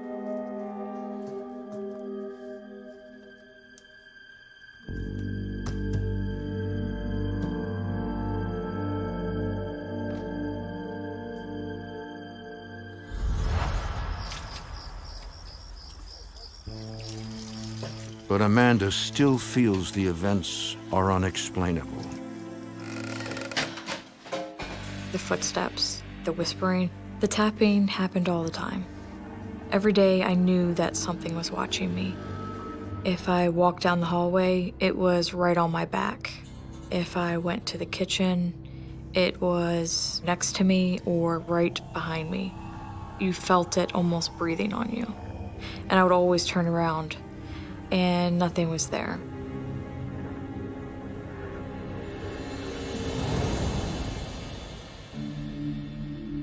How was your day? Just okay? You feeling a little tired? Here, sit with Mommy. I'm a little tired too. Over the next few weeks, Amanda and her son Colin begin to feel their energy being drained. Let's just take a little nap, okay? We'd get home around 5 o'clock, and as soon as we got in the door, I would go to the couch with Colin, and we would immediately just go to sleep. And we would wake up around 11 o'clock at night, eat, shower, and go right back to bed. If I had to come home in the afternoon and grab a tool in between switching jobs or something, they're sleeping.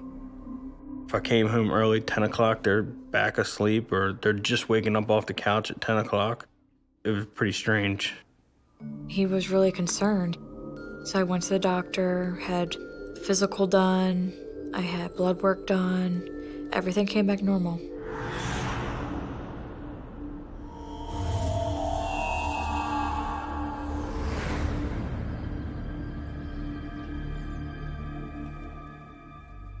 The mysterious fatigue strikes at all hours. Her sleep is anything but peaceful.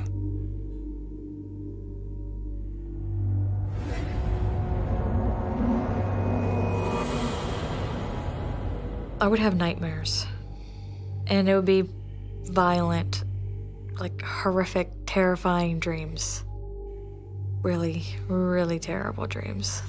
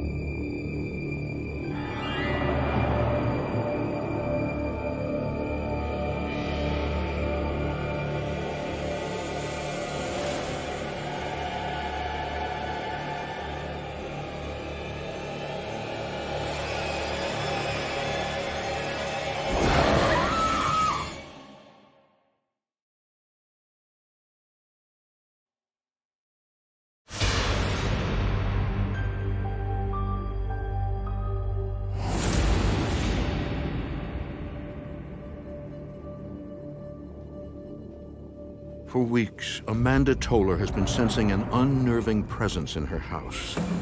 Now she comes face to face with the entity that's been tormenting her. I kind of just stopped and looked again. Am I really seeing this?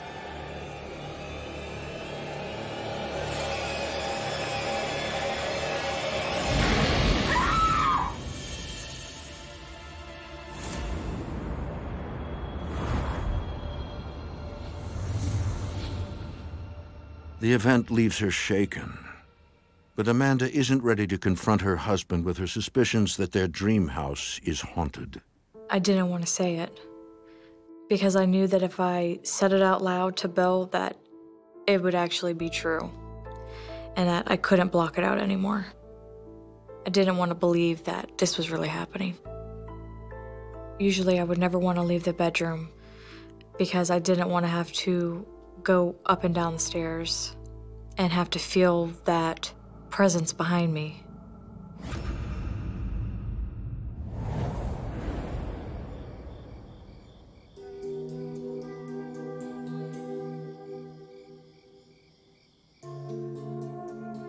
Day after day, night after night, Amanda continues to live in fear.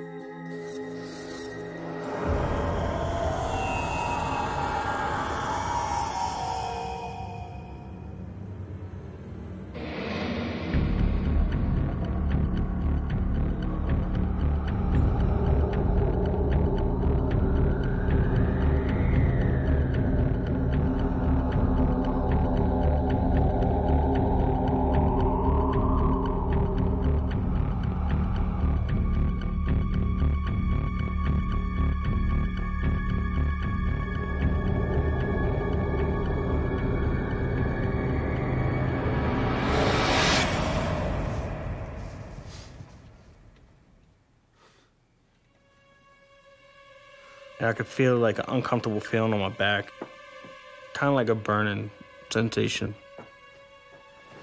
Bill? You okay?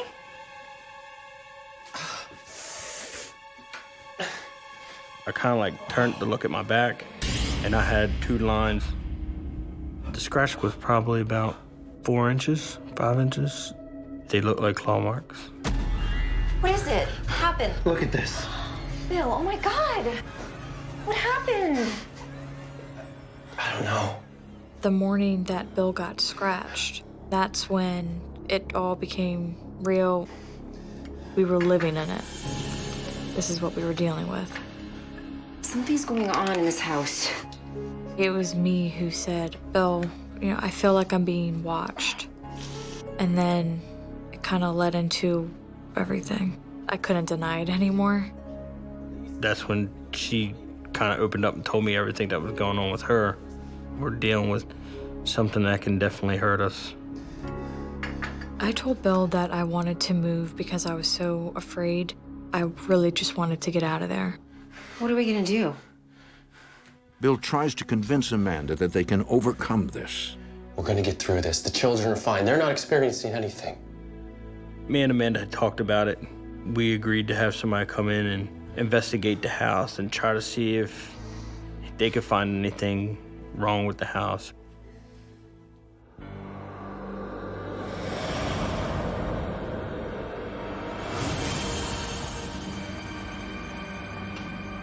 As they wait for help to arrive, Bill's 2 sons are home for the weekend.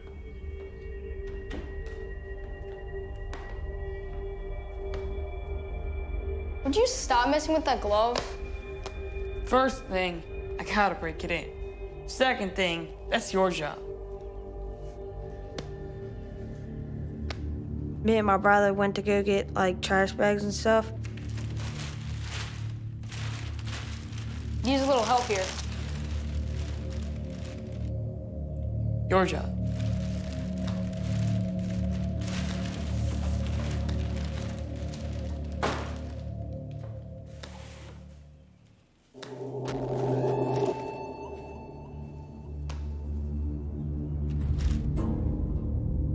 Byron?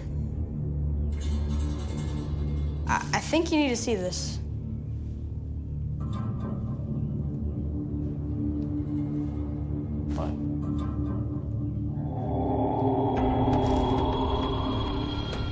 Corey was like, "Do you see that?" And I was like, "Yeah, I see it." It looked like it was just looking at us.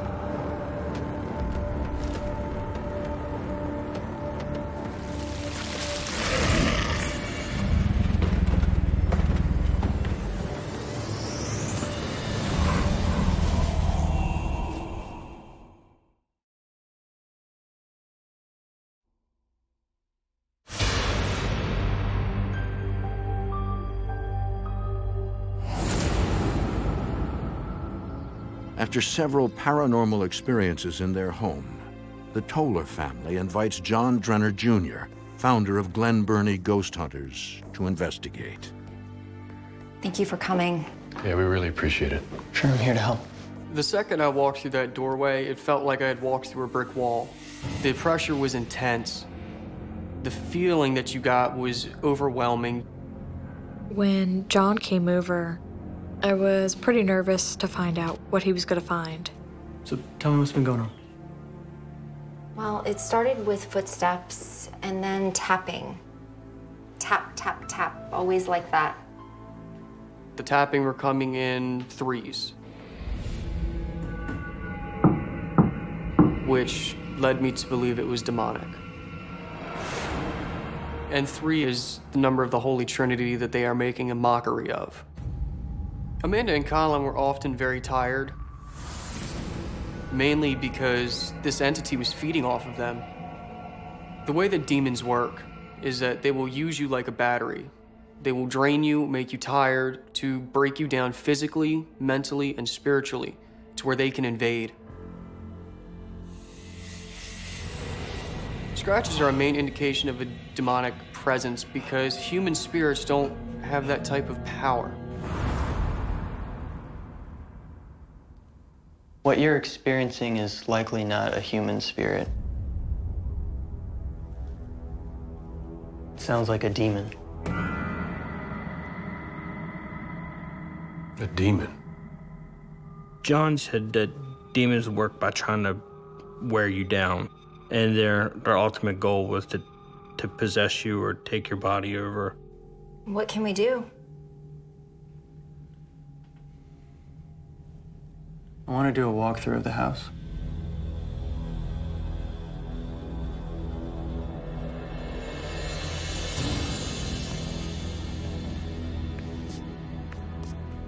No. No. No. No. Who's this? This is our son, Colin. Colin, this is John. Hello. No, I don't want to. No. Colin was interacting with this unseen force. And I asked him, I said, "Who are you talking to and who are you playing with?" He was afraid.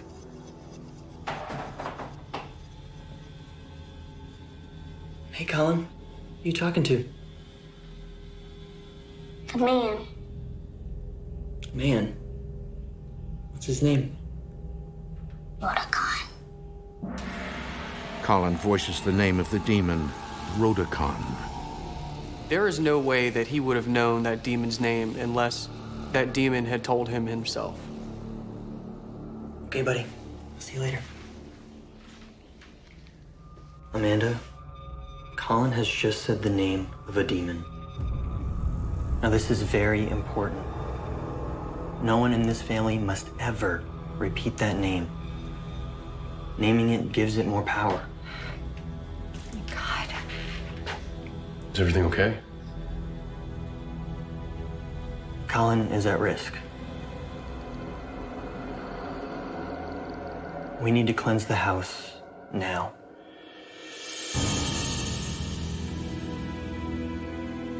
To know that my son was communicating with a demon was just terrifying, just heartbreaking to know that I don't have control over this. and this demon could make him do anything. It was just really scary.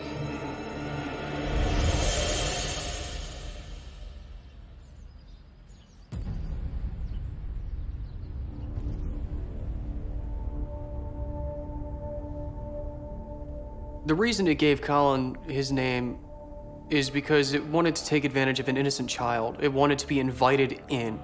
What I feared that would happen to Colin next if that demon remained in the house is that he would undergo a possession.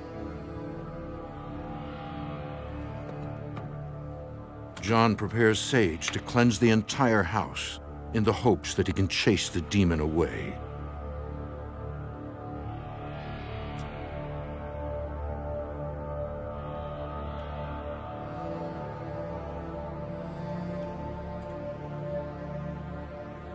By the might of God, in the name of all that is holy, come down, warrior angels, and cast out these demons. Drive them away from this home, this family, and seal off this home from all that is unholy. He started reading prayers. By the might of God, in the name of all that is holy, come down, warrior angels, and cast out these demons. It was so heavy in the house that it was hard to breathe. By the might of God, in the name of all that is holy, come down, warrior angels, and cast out these demons. Drive them away from this home, this family, and seal off this home from all that is unholy.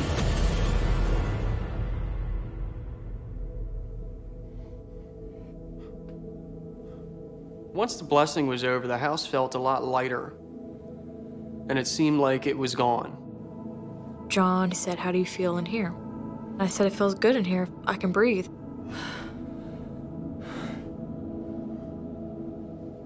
That's it. The last room is cleansed. I feel a difference already. We had hopes that we could get this thing cleared up to where we could stay there.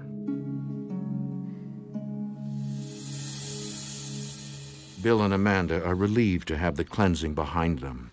But now Colin appears to be frightened once again. We were getting ready for work, and Colin was on the bed, and he would not look at Bill. You okay, Colin?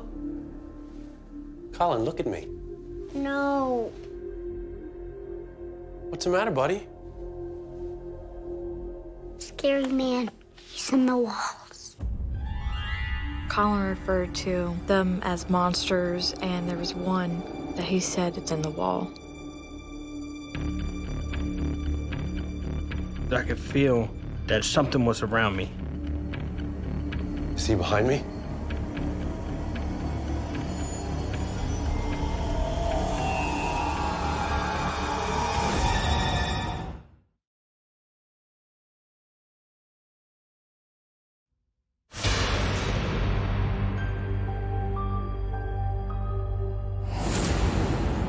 Bill and Amanda Toller thought they cleansed their house of an evil demon.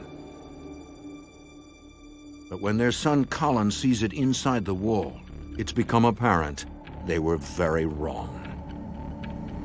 Is he behind me?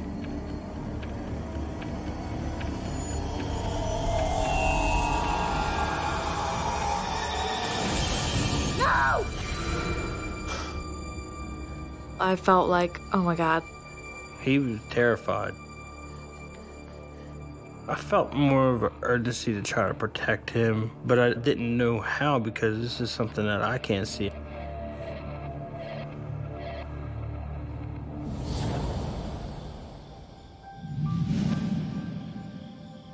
Feeling that there is safety in numbers, Bill and Amanda move the three boys into their bedroom. Okay, last one. We decided that we weren't going to let the kids sleep upstairs anymore because it was just too dangerous. Earlier that evening, Bill talked with sons Byron and Corey. Thanks, Dad. I asked them if they felt anything weird in the house or heard noises that they couldn't explain. They said, yeah, that they would hear like stuff go up and down the hallway. They said they felt like something was always outside the door. How long are we going to have to live like this? Only a couple days, buddy. We're getting help.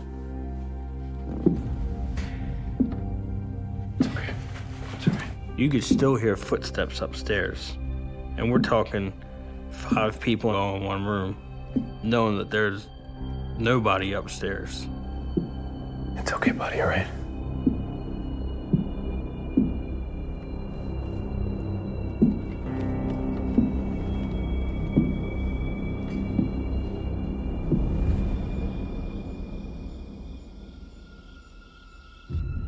Once again, the family calls in paranormal investigator John Drenner Jr.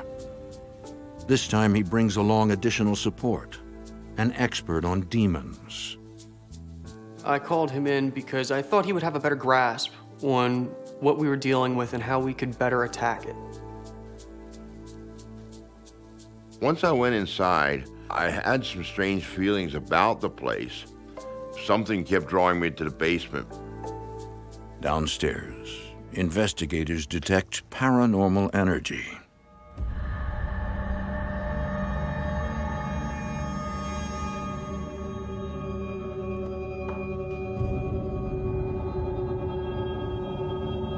Mike, over here.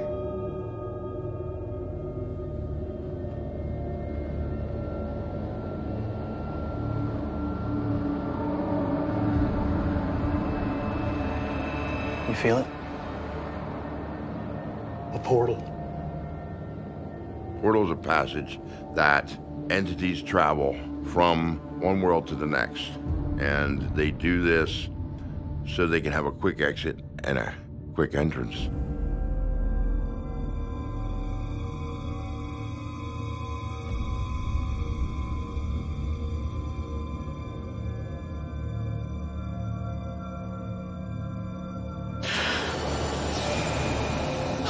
Suddenly, Mike detects a new energy.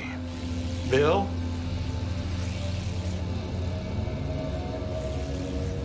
Is this yours? Yeah, I keep all my tools down here. There's a very dark energy surrounding this bag. Where have you been working with this bag? He told me that he's a contractor and he was doing some work in a prison, particularly death row. And that's where these tools have been. They've been sitting in death row for weeks on end. The bag was kept in the room where they used to execute the prisoners. And he was bringing these tools into the house. And that's when I said, now I have the connection. There seemed to be something attaching itself to the tools. He said that that was pretty much probably where this thing it came from. He felt like I brought it back. Can you take the tools out of the bag? Mike further explains that once inside the house, the demon opened a portal. To protect the family from further harm, the tools must be blessed and the portal sealed. The tools are electrical tools. Anything magnetic can draw any type of entity because they live in a magnetic world. Dear Lord, in Jesus' name,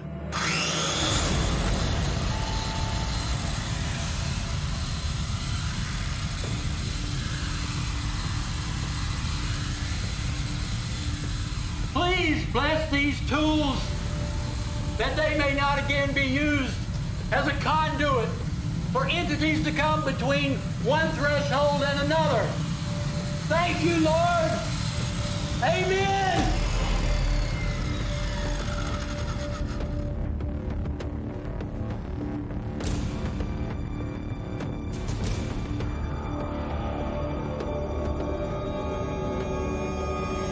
By God's mighty power, I cast out all demons and call on God's warrior angels to come carry all evil entities back to their source. In God's holy name, I bind and seal this doorway to hell. In Jesus' name, amen.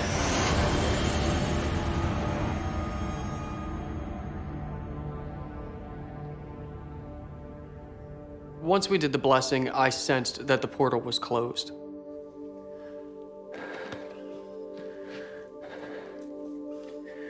We need to move on to the rest of the house.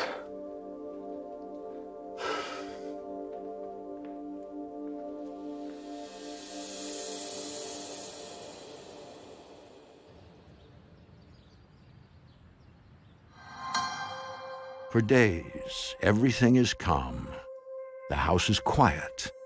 The Tollers believe they finally have their house and their lives back. The last blessing that we had, I truly felt that this is gonna help, that we're gonna be able to live here and be able to live our lives normal. Good job. You immediately seen the difference in Colin and Amanda. Amanda wasn't sleeping as much as she was, and Colin was back to acting full of energy.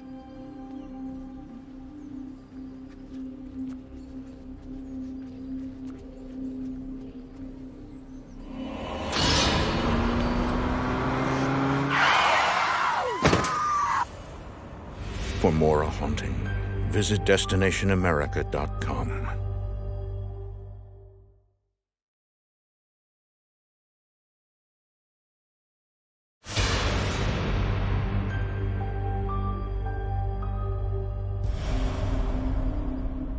Amanda Toller is hopeful that paranormal investigators have cleansed her home of an evil entity. But just when she thinks it's safe,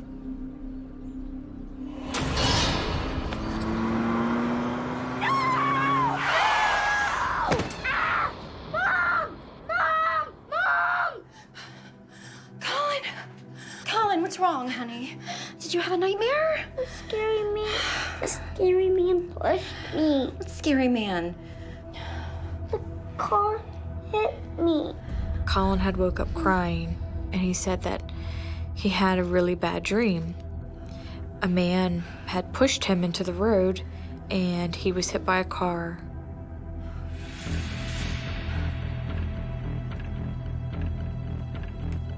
Bill.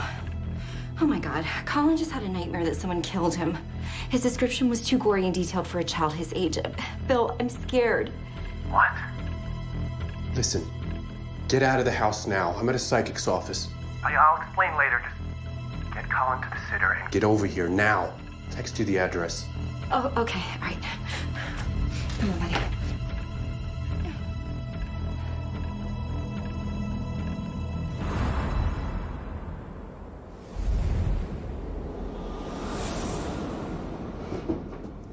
Bill, what's going on?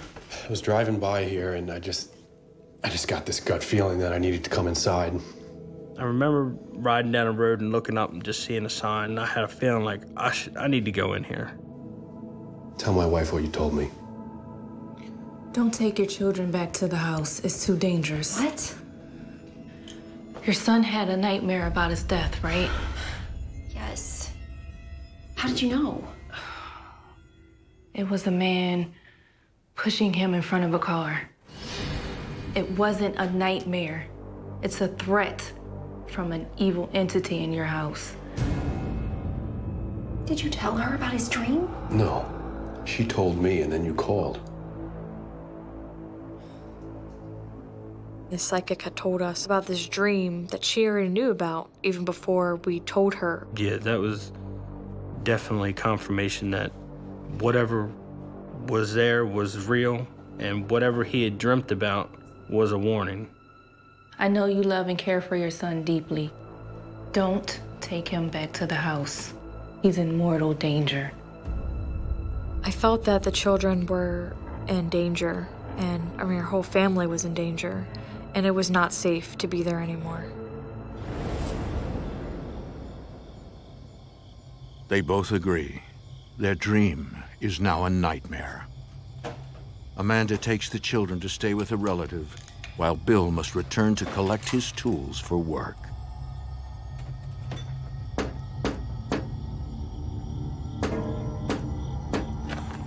What was that? Did you hear? Let's just get this loaded and get out of here, please. We were getting the scaffold and stuff out of the backyard, and we were hearing, like, tapping on the glass.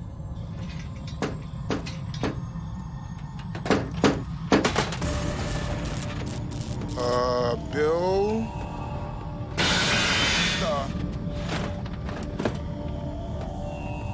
At that point, I said, let's keep going.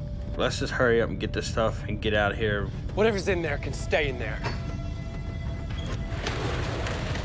You gotta tell me twice.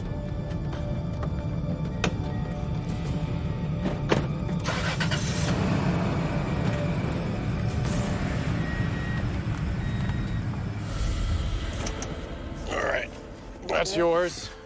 You good with that? The Tollers never spend another night in the home and begin to rebuild their dreams in a nearby town. When Bill and I drove away from the house for the very last time, it was a moment of relief to know that it was over, it was done, and we weren't gonna look back ever again. We bought a house. Everything's pretty normal. No weird feelings, no anxiety. Everything felt like it should. It changed my life. Before I was atheist, and then this whole thing changed my view. I believe in God now from that whole experience. All right, let's stack these boxes up and we'll go for another one, okay? Definitely opened my eyes that there's things out there that just, it's not as cut and dry as a lot of movies and stuff make it seem. It's a lot more real when you're there. Okay. It's kind of like being in a glass box. Like, you can see everything around you, but you can't get out of it. You feel like you're stuck.